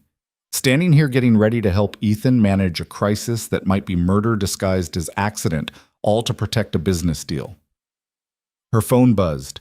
Ethan, from the living room. Car's waiting. Move. They made it to Brooklyn in 20 minutes. Marco's house was a brownstone in a neighborhood that still remembered when the Castellanos were just another immigrant family trying to make it. Sophia's car was already in the driveway. Ethan knocked. Marco answered, confused to see them. Ethan, Chloe, we're not meeting until 10. Is Sophia here? Ethan's voice came out gentle, concerned. We need to talk to both of you. Something in his tone made Marco's expression shift. What happened? They gathered in the living room. Sophia appeared from the kitchen, coffee in hand, eyes sharp. This is unexpected, she said. There's been an accident. Ethan stayed standing. Richard Moss, early this morning, single-car collision on the FDR. Marco's face went white. Is he? He didn't make it. I'm sorry. Silence crashed through the room. Sophia set down her coffee very carefully. When did this happen? Around 4 a.m. My contact at NYPD called an hour ago. They're still processing the scene. Your contact. Sophia's voice stayed level, but her eyes had gone cold. At NYPD. I have contacts everywhere. It's how I stay informed. Ethan met her stare without flinching. I wanted you to hear it from me before it hits the news. Marco sank onto the couch, hands over his face. Richard, Jesus, he's been with us for 12 years. I know. Ethan's voice gentled. I know this is a shock, but we need to discuss what happens next. The closing is scheduled for tomorrow morning. Richard was handling significant portions of the financial documentation. You want to talk about the deal? Sophia's tone could have cut glass. Richard is dead and you're worried about paperwork? I'm worried about your company surviving this. Richard's death is a tragedy. It's also a crisis that could destroy everything if we don't handle it correctly. Ethan's expression stayed neutral. I'm here to help, Sophia, not to push. But if you want this deal to close, we need to move fast. How fast? Today. We need his replacement briefed, his files transferred, his role covered before market close. He pulled out his phone. I have people who can help. Forensic accountants, transfer specialists, people who can get up to speed in hours instead of days. Very convenient. Sophia stood. That you have people ready to step in immediately after Richard dies. I have people ready to step in because that's what I do. I prepare for every contingency. Ethan's voice stayed calm. If you'd rather handle this yourself, I'll leave right now. But you're going to need help, Sophia, and I'm offering it. Marco looked up. Why? Why do you care so much about helping us right now? Because this deal matters to all of us. Ethan moved closer. I meant what I said at dinner. I want to preserve what your father built. Richard's death doesn't change that. If anything, it makes it more important. Or more convenient, Sophia said quietly. Richard was the one person who knew our finances inside and out, the one person who could have exposed problems during closing, and now he's conveniently dead. The accusation hung in the air. Ethan's expression didn't change. Are you asking me something, Sophia? I'm observing a coincidence, a very suspicious coincidence. Richard died in a car accident hours before a deal he'd been working on for months. That's tragic. That's terrible. But it's not suspicious unless you have evidence it's something else. His eyes stayed level. Do you have evidence? I have questions. Then ask them. I'll answer every single one. Ethan crossed his arms. But I won't pretend to feel guilty about something I didn't do. Richard's death is a tragedy. I'm offering to help you survive it. If you'd rather spend this time investigating conspiracies instead of protecting your company, that's your choice. Chloe watched the standoff, her heart hammering. This was the moment. Either Sophia believed him or everything collapsed. Marco cleared his throat. Sophia, I know you're upset, but we need help, and Ethan's offering it. Of course he is, because it benefits him. It benefits all of us. Marco stood. Richard is gone. Nothing changes that. But we can still save the company. That's what Dad would want. Sophia's jaw tightened. She looked at Chloe. What do you think? The question caught Chloe off guard. Me? You've been watching Ethan closer than anyone. You see things. Sophia's eyes stayed hard. Is he telling the truth? Chloe felt every eye in the room turn to her. This was the test, the moment where she chose a side.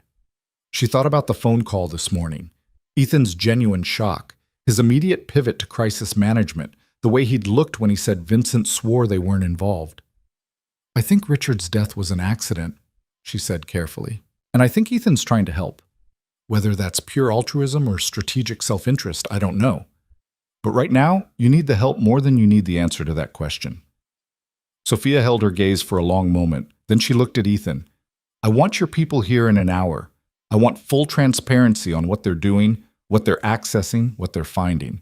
And I want a delay on the closing. 24 hours to verify everything Richard set up wasn't compromised. Done. Ethan pulled out his phone. Anything else? Yes. Sophia moved closer. If I find out you had anything to do with Richard's death, I will destroy you. I don't care what it costs. Understood? Completely. Ethan's expression didn't flicker. And when you don't find anything, because there's nothing to find, I expect an apology. You'll get one, if I'm wrong. You are wrong, but I respect you for asking. He started making calls. Chloe followed Sophia into the kitchen, leaving Marco and Ethan to coordinate logistics. You think I'm paranoid, Sophia said, pouring fresh coffee. I think you're careful. There's a difference. But you believe him, that Richard's death was an accident. Chloe hesitated. I believe Ethan was surprised when he found out. I saw his face when he got the call. That wasn't performance. You sure about that? No. The honesty came out before Chloe could stop it. But I'm choosing to believe it because the alternative is too awful to function through right now. Sophia's expression softened slightly. You really don't know what you've gotten into, do you? I'm learning.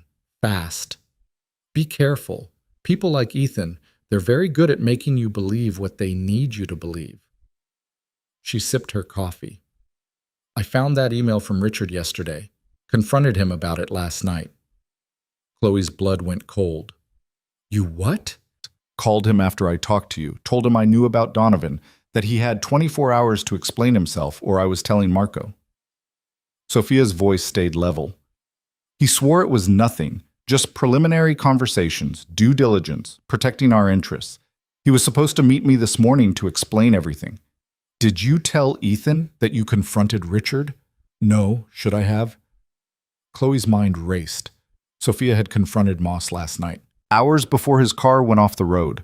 If Moss had panicked, if he'd called Donovan or done something desperate, if Vincent's people had been watching. Chloe? Sophia set down her cup. What's wrong? Nothing. She forced herself to breathe. I'm just trying to process everything. Join the club. Sophia leaned against the counter. You know what the worst part is? Part of me is relieved. Richard betrayed us, lied to us for months. Now he's dead, and I don't have to deal with the fallout. How terrible is that? It's human. It's cold. It's survival. Chloe met her eyes. You're allowed to feel relieved that a problem solved itself, Sophia. That doesn't make you a bad person. Doesn't it? Her voice cracked slightly. He's dead, and I'm thinking about the deal. About how this actually makes things easier because we don't have to expose him, don't have to explain to Marco that his trusted CFO was a traitor. You're thinking about protecting your brother and your company. That's not cold. That's leadership. Sophia looked at her for a long moment. Then she straightened, wiping her eyes quickly.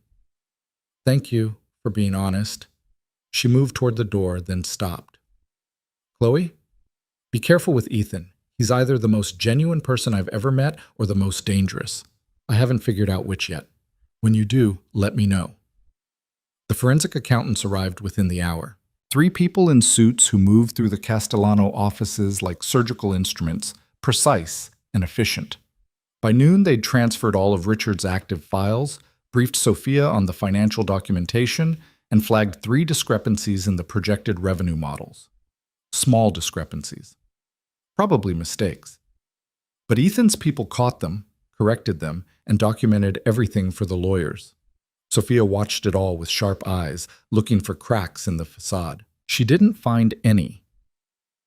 By evening, the revised closing documents were ready. The deal would proceed tomorrow morning as scheduled, just 24 hours delayed. Marco seemed relieved. Sophia seemed exhausted. Ethan drove Chloe back to Manhattan in silence. They were halfway across the bridge when he finally spoke. You handled Sophia well. I told her the truth. You told her what she needed to hear. There's a difference. Is there? Chloe stared out the window. She told me something. She confronted Moss last night, hours before he died. Ethan's hands tightened on the wheel. What did she say to him? That she knew about Donovan, that he had 24 hours to explain himself. She turned to look at him. If Moss panicked, if he did something stupid, he drove off the road, alone, at 4 a.m. Ethan's voice stayed level. Vincent's people confirmed the NYPD report. No other vehicles involved, no signs of foul play. Just a man driving too fast who lost control. Because he was panicking, because Sophia confronted him. Possibly.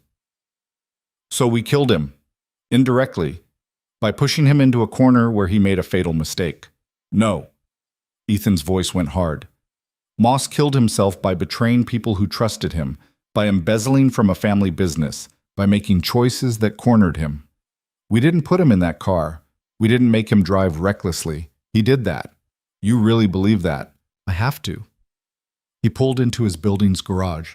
Because the alternative is admitting that trying to protect Marco and Sophia got a man killed, and I can't function if I believe that.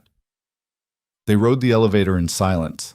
Inside the apartment, Ethan poured himself 3 fingers of whiskey and drained it in one swallow. Vincent swears his people weren't involved, he said quietly. I believe him, but I also know that Moss dying solved a lot of problems very conveniently. So what do? We close the deal tomorrow. We protect Marco and Sophia. We make sure Richard Moss's death wasn't completely meaningless. He poured another drink, and we live with the possibility that we're wrong about what really happened. Chloe moved to the window. The city glittered below, indifferent to the small tragedies playing out in its towers. I keep thinking about what Sophia said, she murmured. That part of her was relieved he was dead, that it made things easier. Do you feel the same way? I don't know. Maybe. She pressed her hand against the glass. Is that terrible? It's honest. Ethan joined her at the window. Moss was a traitor. He was stealing from them. He was going to destroy their company. His death solved problems that would have ruined lives. Feeling relieved about that doesn't make you a monster. Doesn't it?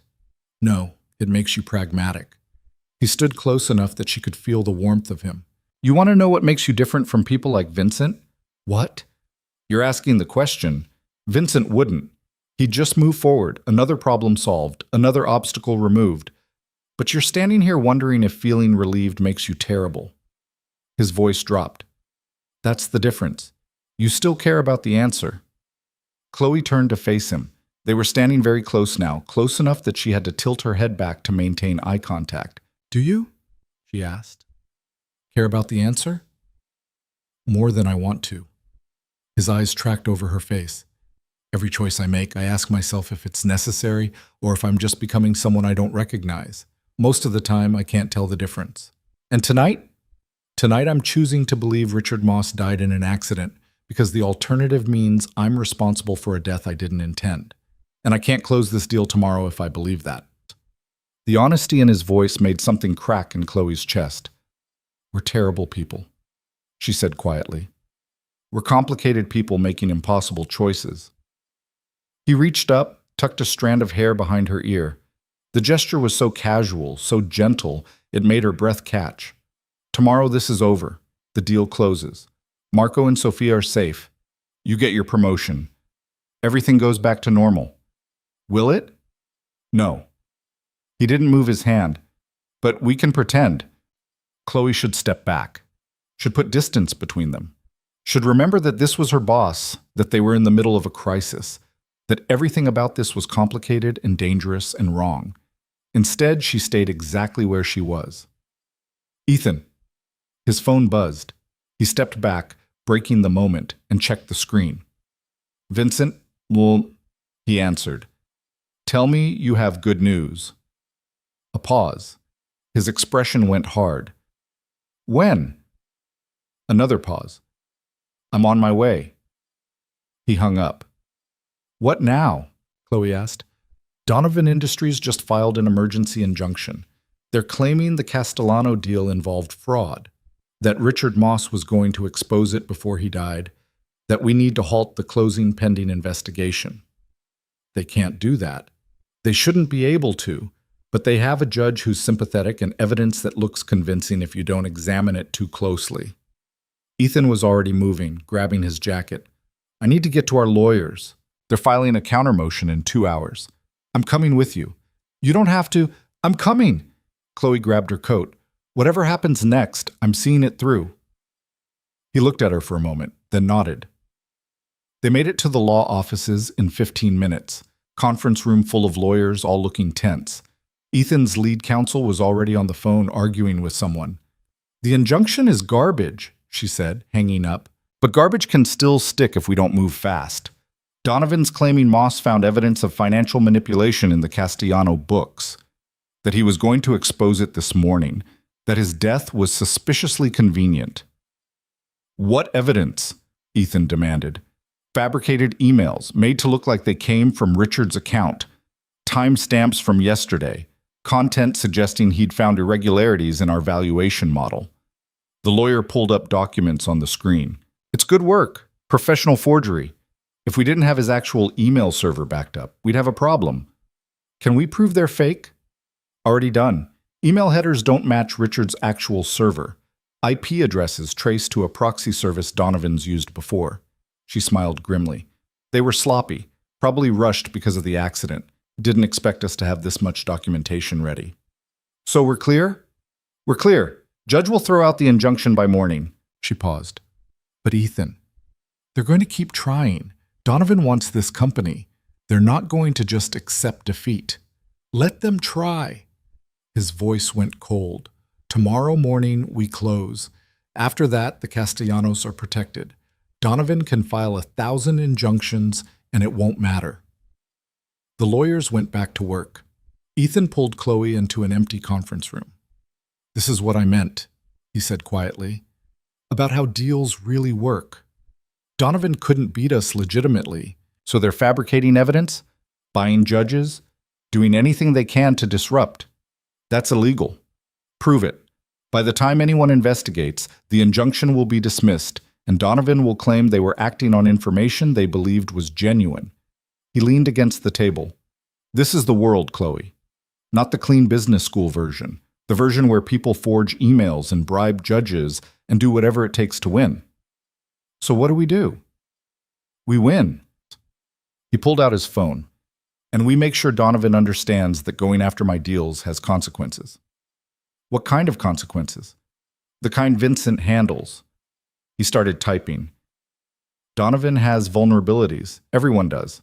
Vincent's going to find them and make it very clear that continuing this fight will cost more than they're willing to pay. More gray areas, well, more survival. He sent the message. You can still walk away, right now. Go home, get some sleep, show up tomorrow for the closing and collect your promotion. And miss seeing how this ends? Chloe moved closer. I'm in this far. Might as well see it through. Something that might have been pride flickered in his expression. You're learning. Or losing my mind. Haven't decided which. Often the same thing. He checked his watch. Legal team will be working through the night. We should get some rest. Tomorrow's going to be intense. They made it back to the apartment after midnight. Chloe was too wired to sleep, too full of adrenaline and fear, and something else she didn't want to name. She found Ethan on the terrace again, same spot as 3 nights ago, staring at the city like it held answers. Can't sleep either, she said. Thinking. He didn't look at her. About Richard Moss. About whether I'm responsible for his death. You said we had to believe it was an accident. I said I had to believe it to function tomorrow. That's different from actually believing it. He turned to face her. What if Vincent lied? What if his people did cause the accident? What if I'm building an empire on bodies I don't acknowledge? The vulnerability in his voice surprised her. I don't know, Chloe said honestly, but I know you're asking the question. That has to count for something. Does it? Or does it just make me a hypocrite who feels bad about things he keeps doing anyway? I think it makes you human. Human! He laughed, bitter. My father used to say being human is a luxury we can't afford in this business. That sentiment gets you killed. Is that what you believe? I don't know what I believe anymore. He moved closer. 3 days ago, you were just my assistant. Smart, chaotic, unpredictable, but ultimately someone I could control. Now you're standing here, seeing everything, asking questions I can't answer, making me doubt choices I used to make automatically. Is that a bad thing? It's a dangerous thing. His eyes stayed on hers. You make me want to be different, better. Someone who doesn't need Vincent's infrastructure or gray area solutions. But I don't know if that person can actually build what I'm trying to build. Maybe that's the wrong question. What's the right one? Maybe the question isn't whether you can build it. Maybe it's whether what you're building is worth who you have to become to build it. Silence stretched between them. Then Ethan closed the distance, his hand coming up to cup her face. The touch was gentle, questioning. This is a terrible idea, he said quietly. Probably the worst. You work for me. We're in the middle of a crisis. Everything about this is complicated and messy and wrong. I know. And you're still not stepping back. Neither are you. No. His thumb traced her cheekbone. I'm not. He kissed her, slow and careful, like he was making a choice he couldn't unmake. Chloe leaned into it, her hands coming up to grip his shirt, pulling him closer. This was stupid, reckless, crossing a line that would complicate everything. She didn't care. When they finally broke apart, both breathing hard, Ethan rested his forehead against hers. "Tomorrow changes everything," he said. "I know. After the closing, after this is over, we need to figure out what this is. We will." She pulled back to look at him. "But tonight, can we just—" "Yeah." His arms tightened around her. "Yeah, we can." They stood there on the terrace as the city moved below them, two people making terrible choices and knowing it, holding each other like it might make the consequences hurt less. It wouldn't. But for tonight, pretending was enough. Chloe woke to find the other side of the bed empty. She sat up, disoriented for a moment, before the previous night came rushing back. The terrace, the kiss, everything that happened after. She found Ethan in the kitchen, already dressed in a suit, on the phone. He glanced at her, something unreadable crossing his face before he turned back to the window. "I don't care what their lawyers are saying," he said into the phone. "The injunction was dismissed an hour ago. We're closing at 10. A pause. Then make them understand this deal happens today." He hung up, poured coffee, handed her a cup without asking if she wanted one. "Donovan's still pushing," he said. "Different angle now. They're claiming the Castellanos don't have clear title to some of the real estate assets. It's garbage, but it's creating noise." "Can they actually stop the closing?" "No, but they can make it messy." He checked his watch. "We need to leave in 40 minutes. The signing is at the Castellano offices. Marco and Sofia want it on their home ground." "Makes sense." Chloe sipped the coffee. It was perfect, the way he always made it. "Are we going to talk about last night?" "After the closing." His voice stayed neutral. "Right now I need to focus on making sure 11 months of work doesn't collapse in the final hour." "Ethan, please." He finally looked at her. "I can't do both. I can't think about what this means and also keep everything from falling apart. So I'm asking you to let me compartmentalize until this is done." The honesty in his voice made her chest tight. "Okay, after the closing." "Thank you." He moved toward his office, then stopped. "For what it's worth, I don't regret it. Last night, any of it. Neither do I." Something that might have been relief flickered in his expression. Then he was gone, disappearing into his office, back into the version of himself that controlled everything. Chloe got ready in a daze. Professional clothes, careful makeup, everything designed to project stability.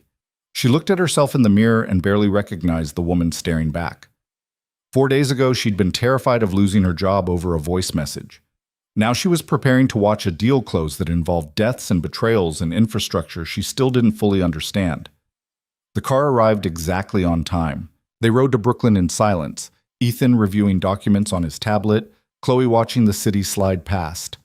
Her phone buzzed. A text from Sofia. "Today's the day. Thank you for everything, for being honest when I needed it." Chloe stared at the message. Honest. She'd been anything but honest. She'd manipulated, gathered intelligence, helped Ethan manage crises while hiding what she knew. But she'd also protected Sofia from truths that would have destroyed her, from knowing her CFO was a traitor, from the uglier implications of how Richard Moss actually died.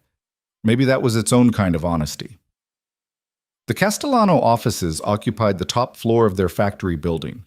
Walking through the reception area, Chloe could feel the history. Photos on the walls showing 4 generations of workers, products, growth.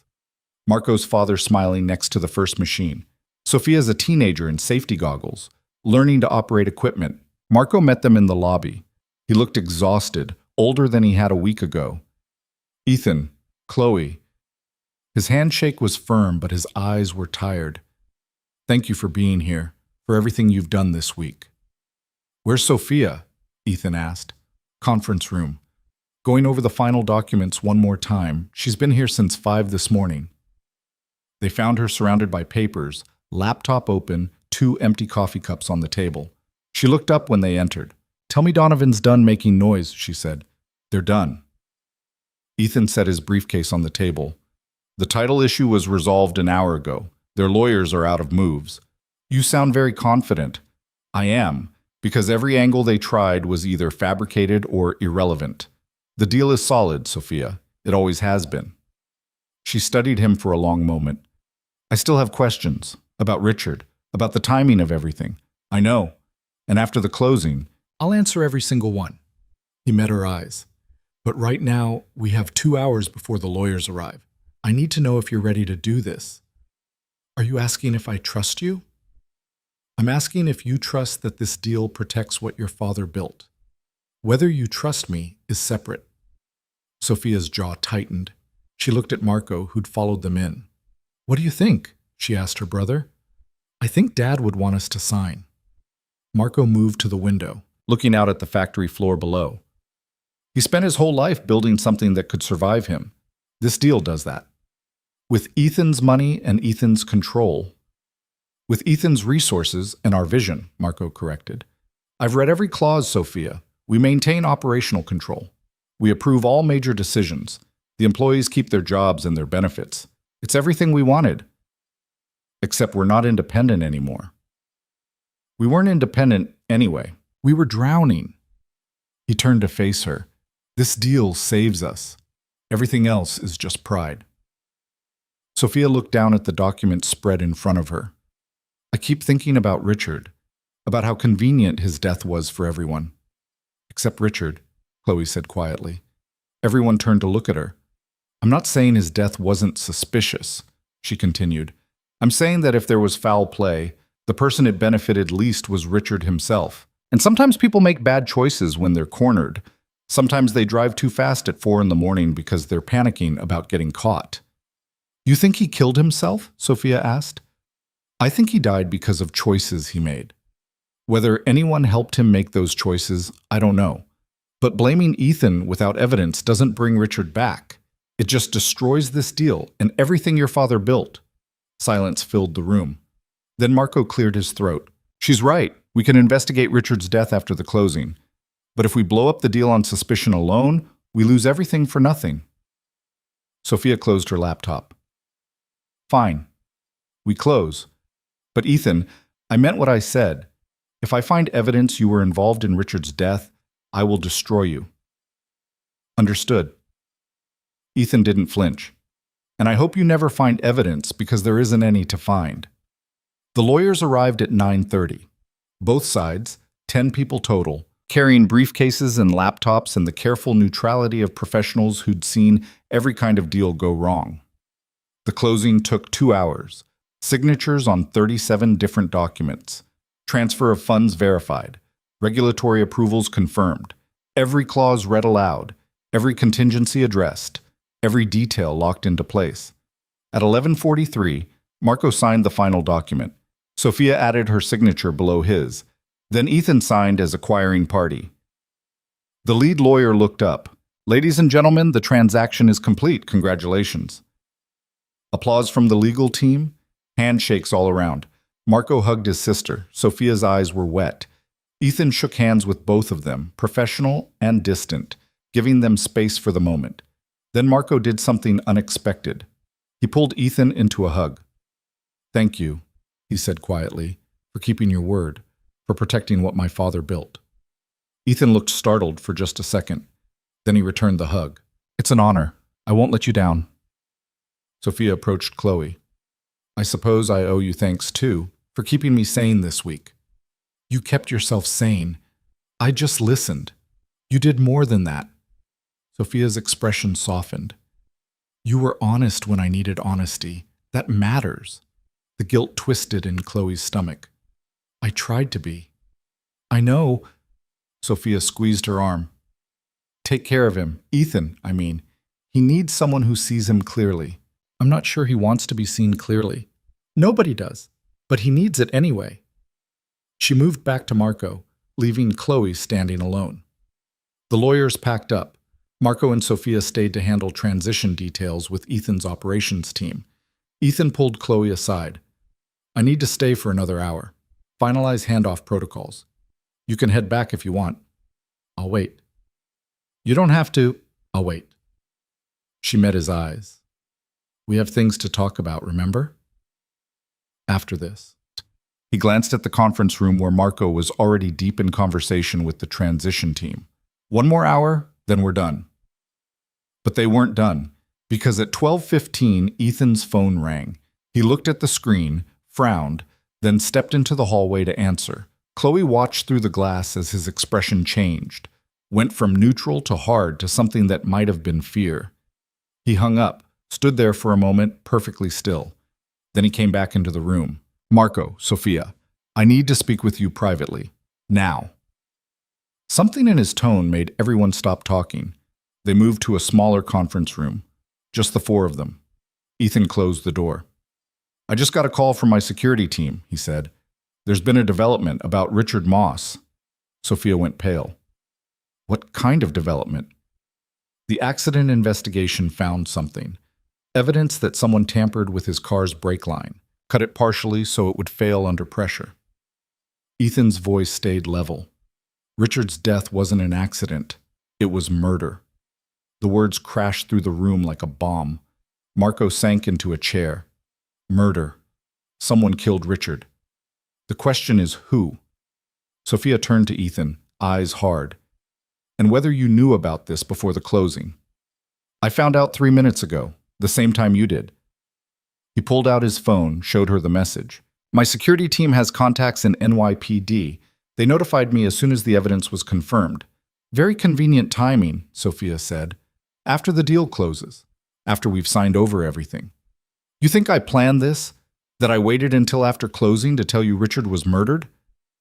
Ethan's voice went cold. Why would I do that? Because before closing, this information might have changed our minds. After closing, it's just information. Sophia, Marco started. No, she stood. Think about it, Marco. Ethan had motive to kill Richard. He was a traitor feeding information to Donovan. He knew too much about both sides. His death solved problems for everyone. Except it creates a murder investigation, Ethan said, which creates exactly the kind of scrutiny I've been trying to avoid. If I wanted Richard dead, I would have waited until after everything's settled. Not killed him the night before closing when it would create maximum chaos. Unless you needed him dead before he could expose something. Like what? I don't know. That's what I'm trying to figure out. Sophia moved closer. You have infrastructure, Ethan. You admitted as much. People who operate in gray areas. People who handle problems that can't be solved legitimately. I do. And none of them killed Richard Moss. His eyes stayed level. But I know who did. The room went silent. What? Marco whispered. Donovan Industries. They killed him. Ethan pulled up something on his phone. My team's been investigating them since they filed that injunction yesterday. We found communications between their executives and a contractor, messages arranging surveillance on Richard, photos of his daily route, everything you'd need to plan an accident. He showed them the screen. Messages, photos, timestamps, all pointing to Donovan. Sophia stared at the evidence. Why? Why would Donovan kill their own informant? Because he wasn't useful anymore. Because he was about to be exposed and might have turned on them. Because dead men can't testify. Ethan put the phone away. Richard betrayed you. Then he betrayed Donovan by getting caught. They eliminated him before he became a liability. You have proof of this? Marco asked. Enough to take to authorities. Enough to open an investigation. Ethan's expression hardened. The question is whether you want me to. Because going public means exposing Richard's betrayal. Means your employees learning their CFO was a traitor. Means your father's legacy gets tainted with scandal. Or we keep quiet, Sophia said slowly. Let Richard's death stay classified as an accident. Protect the company's reputation. While Donovan gets away with murder, Chloe said. Everyone looked at her. Sorry, but that's what we're talking about. Letting them kill someone and walk away because it's inconvenient to pursue justice. It's not about convenience, Marco said. It's about protecting our employees. The deal just closed. If we immediately drag the company into a murder investigation, it destabilizes everything. People lose jobs, confidence evaporates, everything Dad built collapses anyway. So what do we do? Sophia asked. Ethan's expression went dangerous. We let me handle Donovan, my way, through channels that don't involve police or publicity or anything that damages the company. You mean Vincent, Sophia said. I mean people who can make Donovan understand that killing to disrupt my deals has consequences they can't afford. His voice dropped. They murdered a man. They tried to destroy what we just built. They don't get to walk away from that. And what exactly will your people do to them? Whatever's necessary to ensure they never try this again. Ethan met her eyes. You don't have to agree with my methods, Sophia. You just have to decide whether you trust me to protect what we built. The room fell silent. Marco looked at his sister. Sophia stared at Ethan like she was trying to read something written in a language she didn't fully understand. If we let you handle this, she said finally, we're complicit. In whatever happens to Donovan, whatever your people do, we're part of it. Yes, you are. Ethan didn't soften the truth. That's the choice. Police investigation that destroys the company's reputation, or trusting me to handle it in a way that protects everyone except the people who deserve consequences. And if your way involves more deaths, Chloe asked, more bodies we don't acknowledge, then that's on me, not you, not Marco, not Sophia. He turned to face her. This is what I meant about impossible choices. There's no clean answer here, just different versions of ugly. Marco stood. I need air. I need to think. He left. Sophia followed him out, leaving Chloe and Ethan alone. This is insane, Chloe said. We're talking about covering up a murder and letting you wage some kind of shadow war against Donovan. We're talking about survival, for the company, for the employees, for everything Marco and Sophia have been trying to protect. Ethan moved closer. You want the moral answer? Turn everything over to police. Let them investigate. Watch the company collapse under the weight of scandal while Donovan's lawyers tie everything up in court for years. And your way? My way, Donovan gets hurt, badly, but quietly. The company stays stable. The employees keep their jobs. And Richard Moss's death doesn't destroy everything he was supposed to protect. Before he became a traitor. Before he made choices that got him killed. Ethan's jaw tightened. I'm not defending Richard, but I won't let the company pay for his mistakes. Chloe wanted to argue, wanted to say there had to be another way, but she thought about Marco's face, about Sophia's exhaustion, about 4 generations of workers who had no idea their company had almost been destroyed twice in 1 week. What happens now, she asked. Now I call Vincent, give him everything we have on Donovan, let him coordinate a response. Which involves, I don't know, and I won't ask. That's the boundary, remember? I make decisions, Vincent implements them. I don't examine the implementation too closely. That's cowardice. That's survival. He pulled out his phone. You can walk away right now. Go home. Forget you heard any of this. Collect your promotion and move on with a clean conscience. Would you let me? No. The honesty in his voice surprised her. I try to stop you, because I need you here, Chloe. I need someone who sees clearly, who asks the hard questions, who keeps me from becoming just another person who doesn't care about the consequences. Even if I can't actually stop you from making these choices, especially then, because at least you'll see them. At least someone will know the full cost. He held her gaze. I know what I'm asking. I know it's not fair, but I'm asking anyway. Before Chloe could answer, the door opened. Sophia came back in, Marco behind her. We've decided, Sophia said. We let you handle Donovan, your way, but on one condition. Name it. You tell us the truth. After it's done, after whatever happens, you tell us exactly what your people did. No euphemisms, no vague references. We get the truth. Ethan was quiet for a moment. That's not how this usually works. It's how it works this time. Or we go to the police right now. Her voice stayed steady. You wanted us to trust you. This is what trust looks like. Full transparency about the ugly choices, even if we can't stop them. Agreed. Ethan held out his hand. After it's done. Full truth. Sophia shook it. Don't make me regret this. I'll try not to. They left. Marco looked hollowed out. Sophia looked angry but resolved. The weight of impossible choices settling on shoulders that weren't built to carry them. Ethan made the call to Vincent right there, Chloe listening to every word. The Donovan situation is active, he said. I'm sending you evidence of their involvement in Moss's death. I want a response that makes it clear this kind of interference has permanent consequences. A pause. Yes, I'm sure. Handle it however you see fit.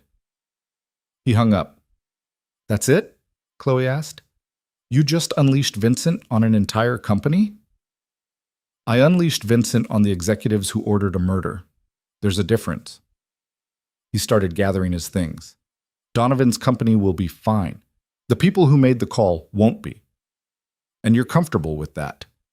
I'm accepting of it. Comfortable is a word for people with easier choices. He looked at her. Are you staying or walking away? Chloe thought about everything she'd seen this week. The manipulation, the deaths, the gray areas that kept getting darker. She thought about Ethan on the terrace last night, admitting he didn't know who he was becoming. She thought about Sophia's warning to figure out if she was working for him or with him. I'm staying, she said. But we're having that conversation tonight about what this is and where it goes and what I'm actually signing up for. Agreed. Something like relief crossed his face. Thank you. Don't thank me yet. I haven't decided if I'm staying to help you or stop you from becoming worse. Honestly, I'm not sure there's a difference. They made it back to Manhattan by 2. Ethan disappeared into his office immediately, handling calls and coordinating with his team. Chloe sat in the living room, staring at the city, trying to process everything. Her phone buzzed, a text from an unknown number. The Donovan executives responsible for Moss's death have been identified. 3 people: CEO, COO, and head of corporate intelligence. Do you want details on the response?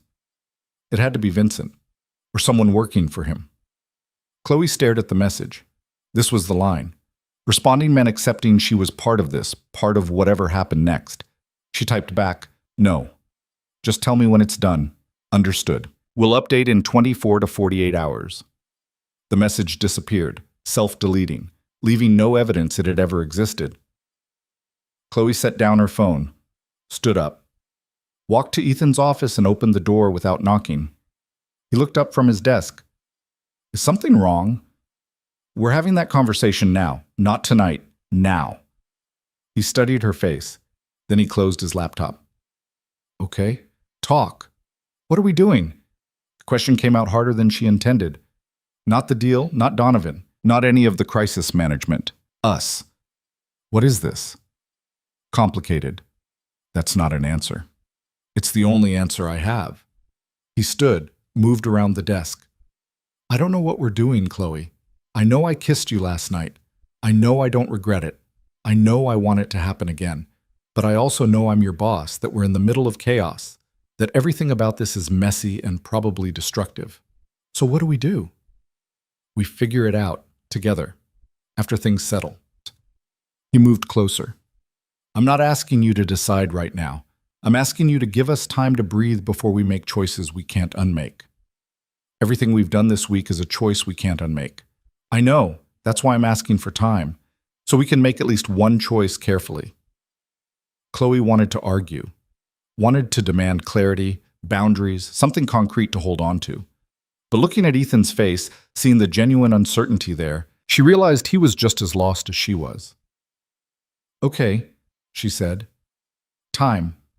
But not too much. I can't exist in limbo while you figure out if I'm worth the complication.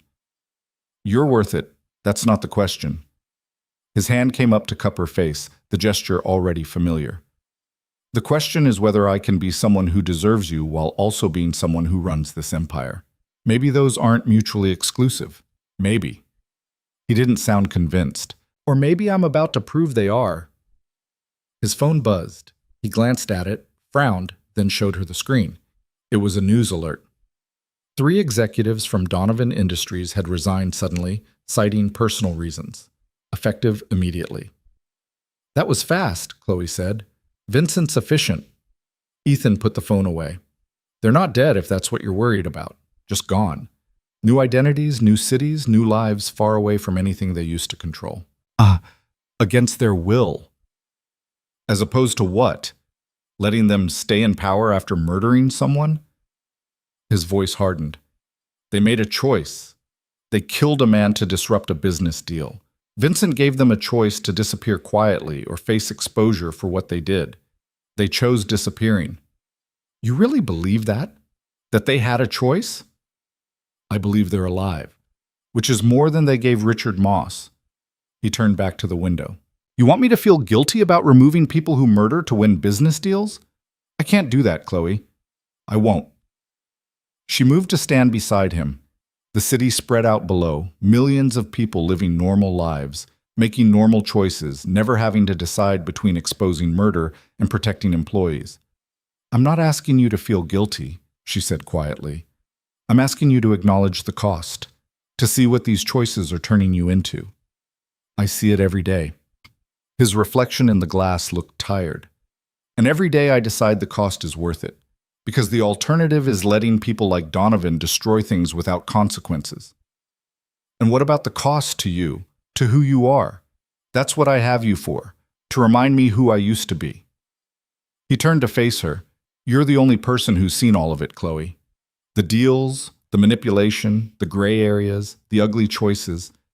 And you're still here. Barely. But here. His hand found hers.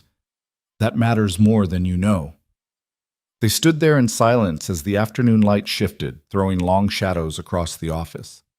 Outside, Manhattan moved forward, indifferent to the small dramas playing out in its towers. Inside, two people who'd crossed too many lines in the past week held on to each other like it might keep them from crossing more. It wouldn't. But for now, the illusion was enough. The call came 48 hours later, exactly when Vincent had promised. Ethan answered on speaker, Chloe sitting across from him in his office. They'd barely left the apartment since the closing, both of them existing in a strange, suspended state, waiting for the other shoe to drop. It's done, Vincent said. His voice was flat, professional, completely devoid of emotion. The three Donovan executives are gone. New identities, different countries, financial incentives sufficient to ensure they never resurface. Any complications? Ethan asked. None. They understood the alternatives. A pause. The evidence linking them to Moss's death has been secured. It won't surface unless you need it to. And Donovan Industries? Chaos. Board scrambling to appoint interim leadership. Stock dropped 12% this morning. They'll survive, but they're wounded badly enough to avoid future interference. Good. Ethan's expression stayed neutral. Send me the full report. Encrypted. Already in your secure folder. Vincent paused again. Ethan, this was messier than usual. More exposure, more risk. I'd advise avoiding this kind of situation in the future. Noted. Thank you, Vincent. One more thing. The Castellanos. They asked for full transparency about what happened. Are you actually going to give it to them? Ethan glanced at Chloe. Yes, I promised. That's a mistake. Civilians can't handle this kind of information. They'll react emotionally, create problems you don't need. Maybe. But I gave my word. He ended the call before Vincent could argue further. Silence filled the office. Chloe stared at the phone like it might explode. So that's it? She said finally. 3 people disappeared and we just move forward? That's it. Ethan leaned back in his chair. They're alive. They're safe. They're just very far away from any position of power. Against their will. They killed a man, Chloe. What exactly would you have preferred? I don't know. Police, courts, actual justice. Which would have taken years, destroyed the Castellano company's reputation, and probably ended with expensive lawyers getting them reduced sentences. His voice stayed calm. This way they're gone, permanently. And everyone else gets to move forward. Except we know. We have to live with knowing. Yes, we do. He met her eyes. That's the cost. Not guilt over what happened to them, but the weight of knowing we chose expediency over principle. Chloe wanted to argue, wanted to say there had to be another way, but she'd spent 2 days thinking about it, running through scenarios, and every legitimate path ended with more damage than good. We need to tell Sophia and Marco, she said instead. I know. Ethan checked his watch. They're expecting us in 2 hours. I promised them the truth. All of it. Are you actually going to deliver? You think I'd lie to them? After everything? I think you're very good at telling people what they need to hear instead of what actually happened. She stood, moving to the window. And I think part of you wants to protect them from the ugliest parts of this. You're right. I do want to protect them. He joined her at the window. But I also gave my word. So I'm going to tell them exactly what Vincent did, how the Donovan executives were removed, and what kind of infrastructure I actually operate. And then they can decide whether they can live with being part of it. What if they can't? Then the deal stands, but the relationship ends. We become business associates instead of partners. They get the legal protections, I get the strategic assets, and we all pretend to be fine with it. That's not what you want. No, but it might be what I deserve. He turned to face her. After this, after we talk to them, we're having our conversation. The one about what this is and where it goes. I thought you wanted time. I did. Then I realized time just means more opportunities to rationalize avoiding hard choices. His hand found hers. I need to know if you can actually exist in this world, Chloe. Not survive it, not tolerate it, actually live in it without losing yourself. And if I can't, then I need to let you go before I drag you down with me. The honesty in his voice made her chest ache. Because I'm not changing. The empire, the infrastructure, the gray areas, that's who I am. The question is whether you can be with someone like that. You're asking me to accept that you'll keep making impossible choices that hurt people. I'm asking you to accept that I'll keep making strategic choices that sometimes hurt people. It's not the same thing. He paused. But yes, if you stay, you're accepting all of it. The good, the ugly, and everything in between. Before Chloe could respond, her phone buzzed. A text from Sophia. We're ready when you are. Come whenever. And Ethan, thank you for keeping your word about transparency. It matters. Chloe showed him the message. Something flickered in his expression that might have been relief or fear or both. Let's go, Seth, he said, before I change my mind about telling them everything. They took the drive to Brooklyn in near silence. The city looked different now, like someone had shifted a filter. Same buildings, same streets, but Chloe couldn't see them the same way anymore. Every tower held secrets. Every office building operated on infrastructure that didn't appear in annual reports. The entire city was built on layers of compromise and calculation that most people never saw. Marco and Sophia were waiting in the same conference room where they'd signed the deal 2 days ago. The papers were gone now, replaced by coffee and the weight of things they couldn't unknow. Thank you for coming, Marco said. He looked older, more tired. We've been going over everything. The closing, Richard's death, the Donovan situation. We have questions. Ask them, Ethan said. Any of them. I'll answer honestly. Sophia leaned forward. Start with Vincent. Who is he really? What does he actually do for you? Vincent manages the infrastructure that keeps my empire running when legitimate channels fail. He handles problems that can't be solved through courts or contracts or negotiations. Ethan's voice stayed level. He has connections in law enforcement, political circles, corporate security. He knows how to find leverage, how to apply pressure, how to make problems disappear. Like the Donovan executives. Exactly like the Donovan executives.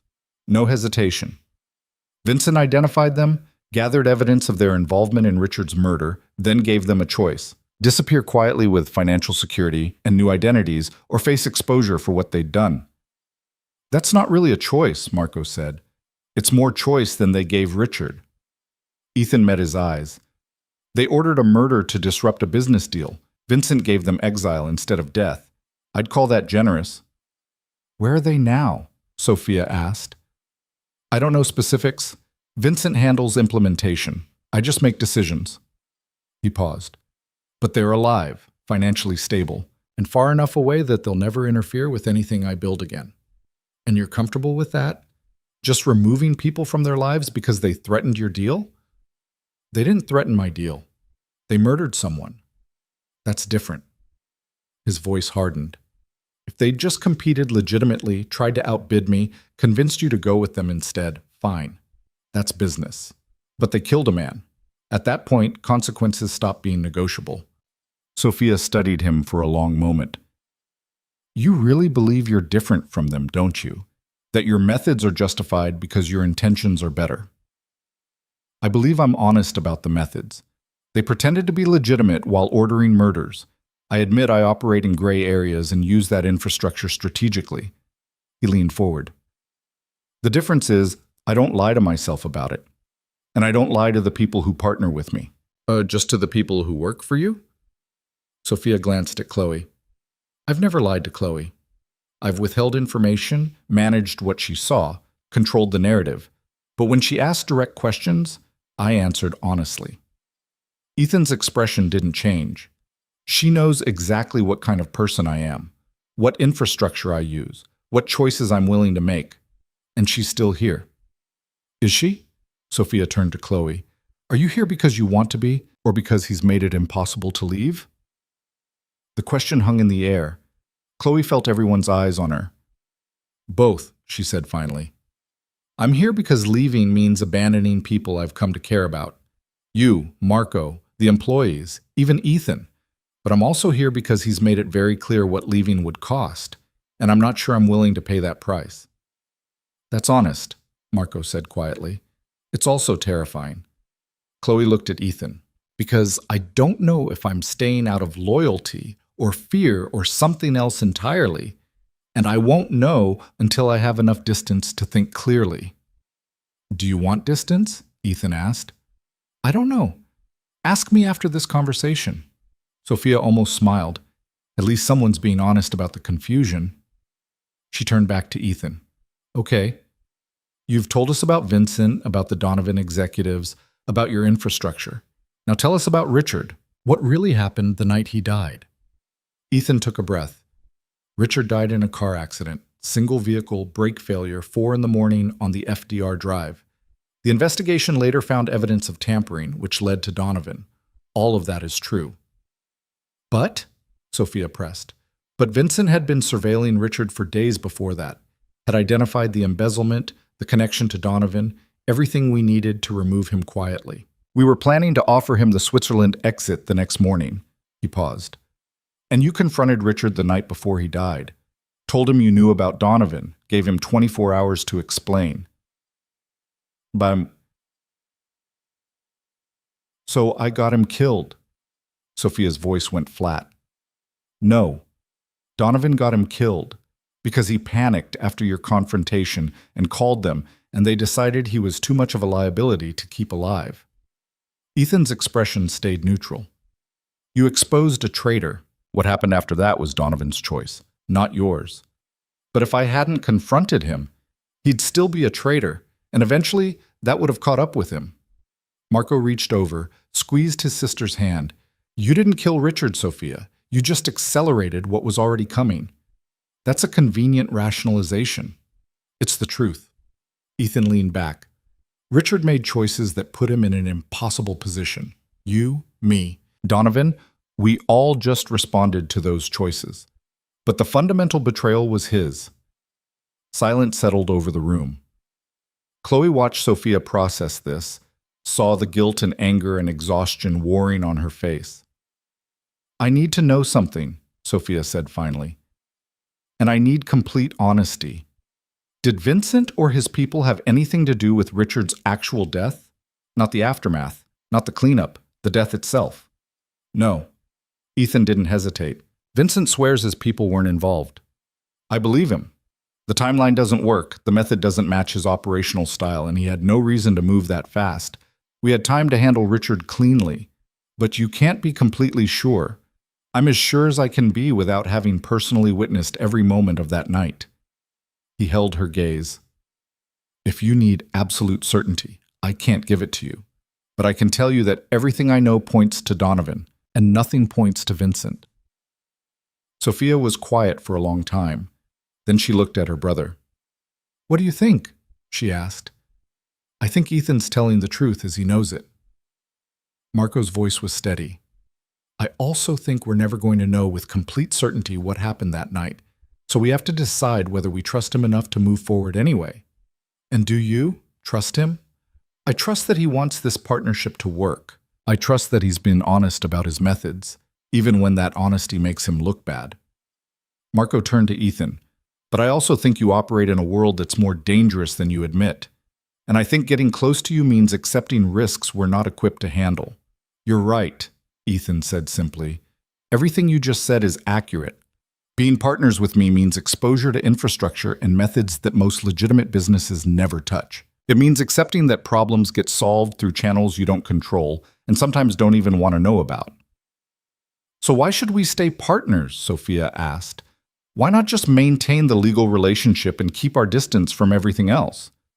Because distance means isolation, and isolation means you lose the protection that comes with being part of my network. He leaned forward. The deal we signed gives you financial security and operational control. The partnership gives you something more valuable, access to resources that keep you safe when people like Donovan come after you. Resources like Vincent. Exactly like Vincent. No apology in his voice.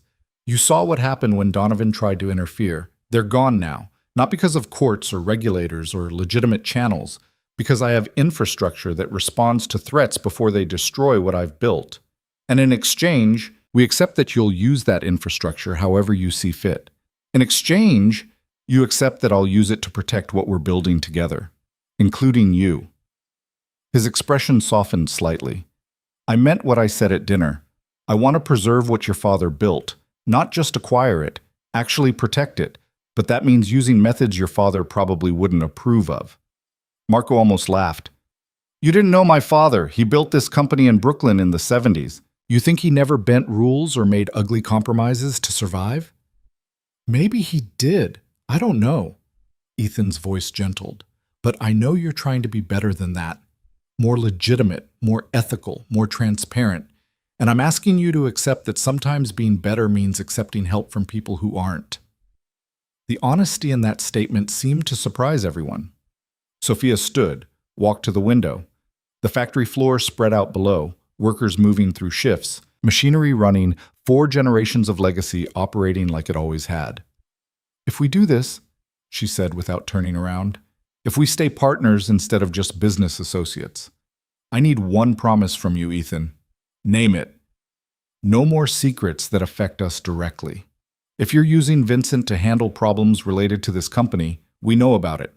Before it happens, not after. That's a significant ask.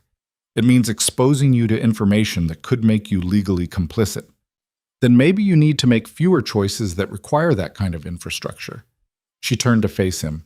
I'm not asking you to change who you are. I'm asking you to include us in decisions that affect what we built together. Can you do that? Ethan considered this. Chloe could see him weighing the risks, calculating the implications, trying to decide if transparency was worth the exposure. Yes, he said finally.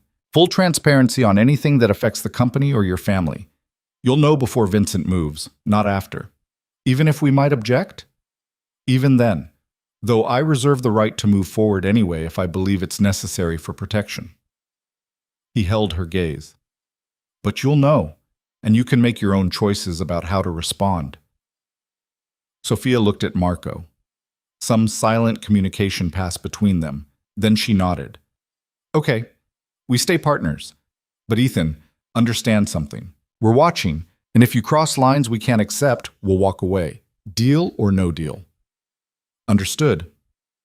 He stood, held out his hand. Thank you for trusting me with the truth. All of it. She shook his hand. Thank you for actually telling it. Marco walked them to the elevator. In the hallway, away from Sophia, he paused. Take care of yourself, yeah, he said to Ethan. This life you've built, it's impressive, but it's also eating you alive. I can see it. I'm fine. You're functional. That's different. Marco glanced at Chloe. And take care of her. She's good for you. Don't let this world destroy that. The elevator arrived. They rode down in silence. Outside, the car was waiting. That went better than expected, Chloe said as they pulled into traffic. Did it? They basically said they're staying partners while planning their exit strategy. They said they're watching. That's different from planning to leave. She turned to look at him. You gave them real transparency, Ethan. That matters. For now. Until the next crisis makes me choose between transparency and protection. He stared out the window. Marco's right. This life is eating me alive. Every choice costs something. Every solution creates new problems. I'm building an empire on infrastructure that requires me to become someone I'm not sure I like. Then stop. He turned to stare at her. What? Stop building. Stop expanding. Stop making choices that require Vincent's infrastructure. Worse, she leaned closer. You've already built something impressive. The Castellano deal closed. You have resources, influence, security. Maybe that's enough. It's never enough. You know that. Why not? Who decides it's not enough? She grabbed his hand. You're so focused on building bigger, going further, protecting more. But what if you just stopped and consolidated what you already have? That's not how empires work. Maybe that's the problem. Maybe empires are the wrong goal. Her voice intensified. You said you're becoming someone you don't like. So stop becoming that person. Choose differently. And do what instead? I don't know. Figure out what actually matters to you beyond power and control and strategic advantage. She squeezed his hand. You told Marco you want to preserve what his father built. What are you trying to preserve for yourself? The question seems to hit him like a physical blow. He sat back, staring at their joined hands. I don't know, he said quietly. I've spent so long building that I forgot to ask why. It was just always the goal. Build bigger, go further, control more. And now? Now I'm sitting in a car with someone who sees me clearly, who knows exactly what kind of person I am, and I'm realizing I don't know how to be anyone else. He looked at her. You asked earlier if I could be someone who deserves you while also running this empire. I don't think I can, but I also don't know how to stop running it. Then we figure it out together. Chloe moved closer. Not tonight. Not in some dramatic conversation where we solve everything, but slowly, one choice at a time, until you become someone you actually like again. You're willing to do that? Stay while I figure out if I can change? I'm willing to try. If you're actually serious about changing. She met his eyes. But Ethan, I need you to understand something. I can't be with someone who keeps choosing power over people. I can't watch you make uglier and uglier compromises while telling yourself it's necessary. Even if it is necessary, then find a different definition of necessary. One that doesn't require Vincent disappearing people or covering up murders or operating in shadows. Her voice cracked slightly. I've seen what you're capable of. The brilliant strategy, the genuine care for people like Marco and Sophia, the willingness to be honest even when it costs you. That's the person I could love, not the one who treats human lives as strategic variables. The word love hung between them. Neither of them had said it before. It changed everything. I don't know if I can be that person all the time, Ethan said quietly, but I can try, for you and for myself. That's all I'm asking. She leaned her head on his shoulder. Just try, and let me help. They rode the rest of the way in silence. Back at the apartment, Ethan disappeared into his office. Chloe found him an hour later, staring at his computer screen. What are you doing? She asked. Restructuring.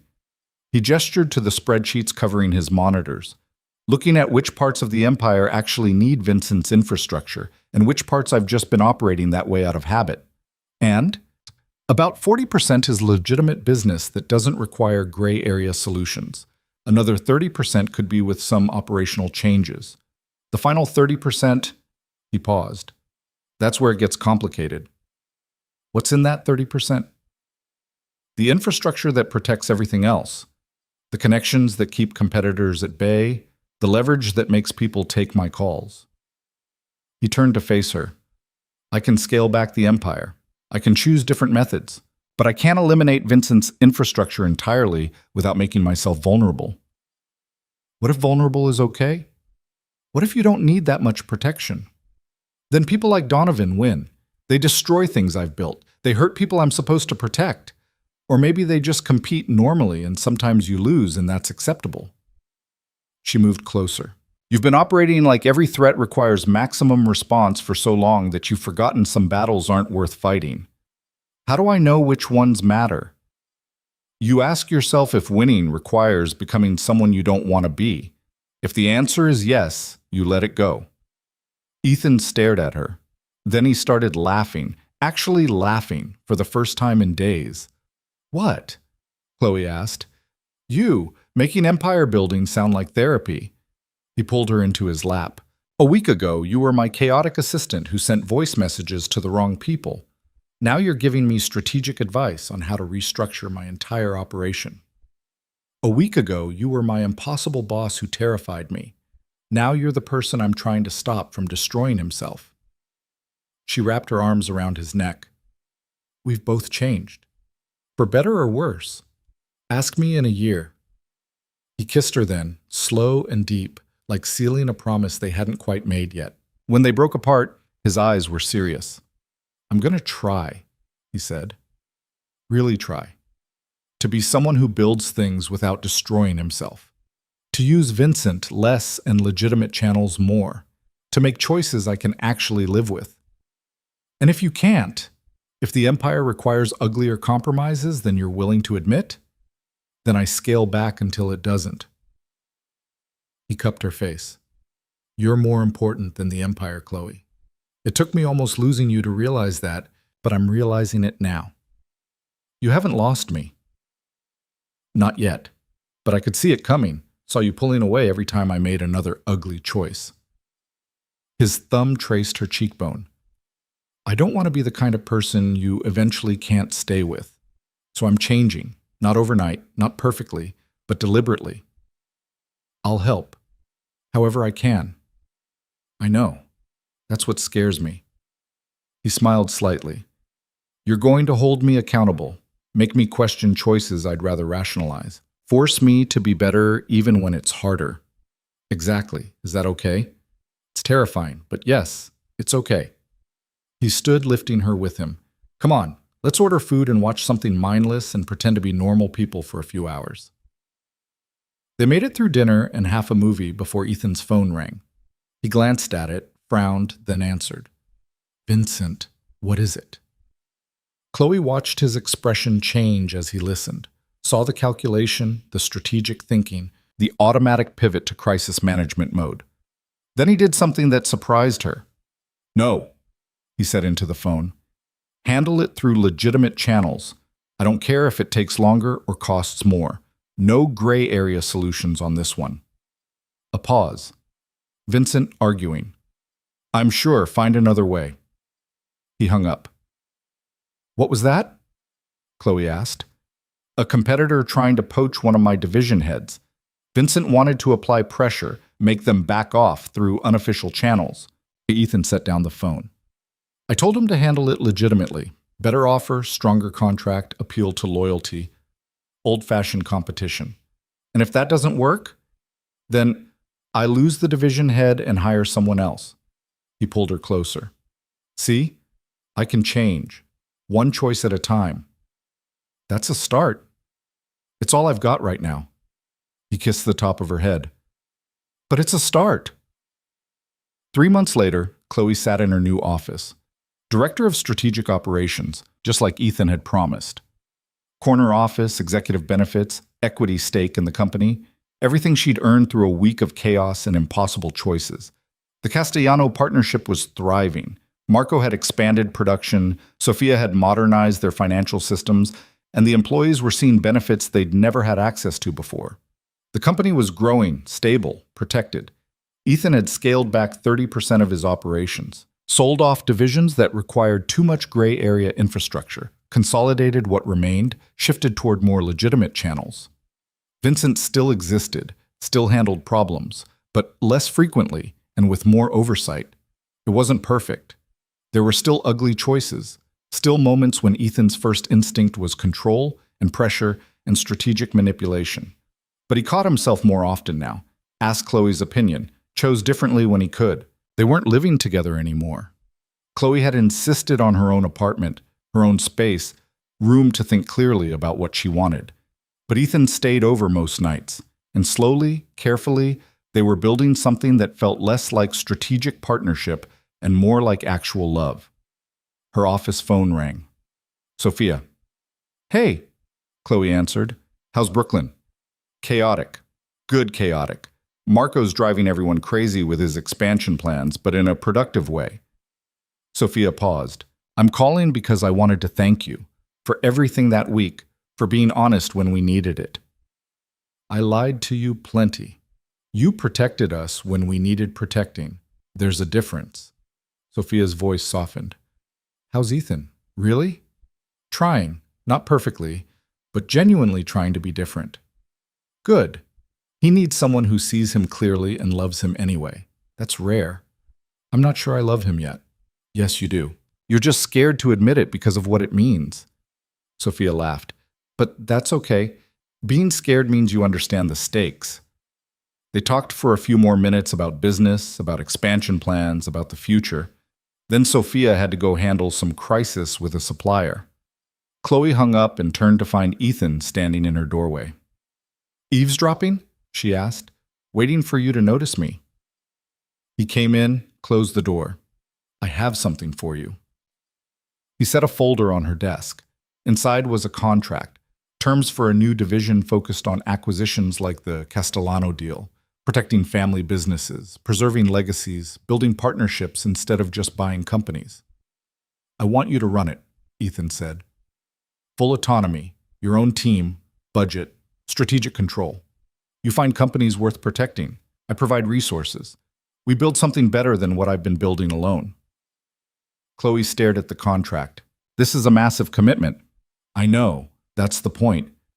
He sat on the edge of her desk. You asked me what I'm trying to preserve for myself. I've been thinking about that. And the answer is this. Us. What we're building together. A version of the empire that doesn't require destroying who I am to maintain. And if it doesn't work, if I can't find enough companies, or the model doesn't scale, or legitimate channels aren't sufficient, then we adjust. Together. He took her hand. I'm not asking you to fix me, Chloe. I'm asking you to help me build something worth preserving, something that doesn't require Vincent's infrastructure or gray area solutions or choices I hate making. She looked at the contract again, looked at him, saw the genuine hope in his expression, the vulnerability he so rarely showed. Okay, she said. I'm in, but on one condition.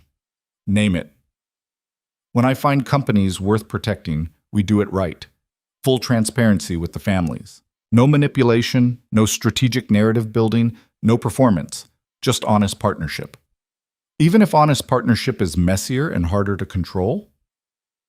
Especially then, because messy and hard is better than ugly and efficient. Ethan smiled. Actually smiled, full and genuine. You're going to make me a better person whether I like it or not. That's the plan. She stood, moved into his arms. I love you, by the way. Sophia was right. I've been scared to admit it. He went very still. Say that again. I love you. The real you, not the performance. The person who's trying to change, who asks hard questions, who chooses differently even when it costs him. She looked up at him. I love you, Ethan, even though you're impossible and controlling and sometimes make terrible choices. I love you too. His voice was rough. I've loved you since that voice message, since you called me arrogant and dangerously attractive and didn't even realize you were right on both counts. That's a weird origin story for falling in love. We're weird people. He kissed her. Building something weird and messy and hopefully better than what I've built before. It will be, because we're building it together. They stood there in her office, two people who'd crossed too many lines and made too many ugly choices, holding each other like they'd discovered something worth protecting.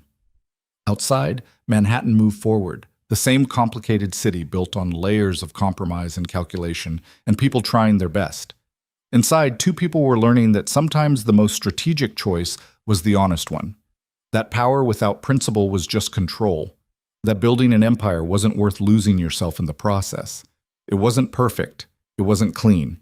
There would be more ugly choices, more moments when old instincts won over new intentions, more times when Ethan reached for Vincent's infrastructure before remembering he was trying to be different. But they were trying. Together. And maybe that was enough. Maybe trying was its own kind of empire, the kind built on trust instead of leverage, on partnership instead of control, on choosing who you wanted to become instead of accepting who the world tried to make you. A year later, Chloe's division had successfully partnered with 5 family businesses, each one different, Each one messy, each one requiring patience and transparency and methods Ethan had never used before. It was slower than acquisition, harder than control, less predictable than strategic manipulation. It was also better, for everyone involved. Ethan proposed on the anniversary of the Castellano closing, not with a grand gesture or calculated romance, just the two of them on his terrace, the same spot where they'd stood so many times before, and a simple question. Will you marry me, knowing exactly who I am and what I'm still trying to change?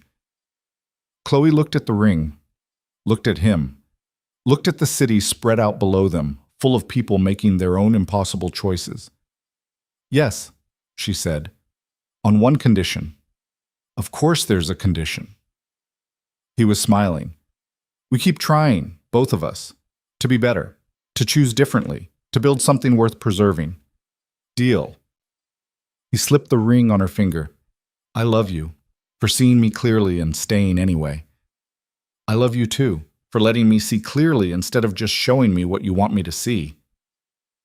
They stood there as the city glittered below, two imperfect people who'd found something worth fighting for in each other, who'd learned that the most dangerous thing wasn't the gray areas or the impossible choices or the infrastructure that operated in shadows. The most dangerous thing was losing yourself while building something that didn't actually matter. And they weren't going to make that mistake. Not anymore. Not together.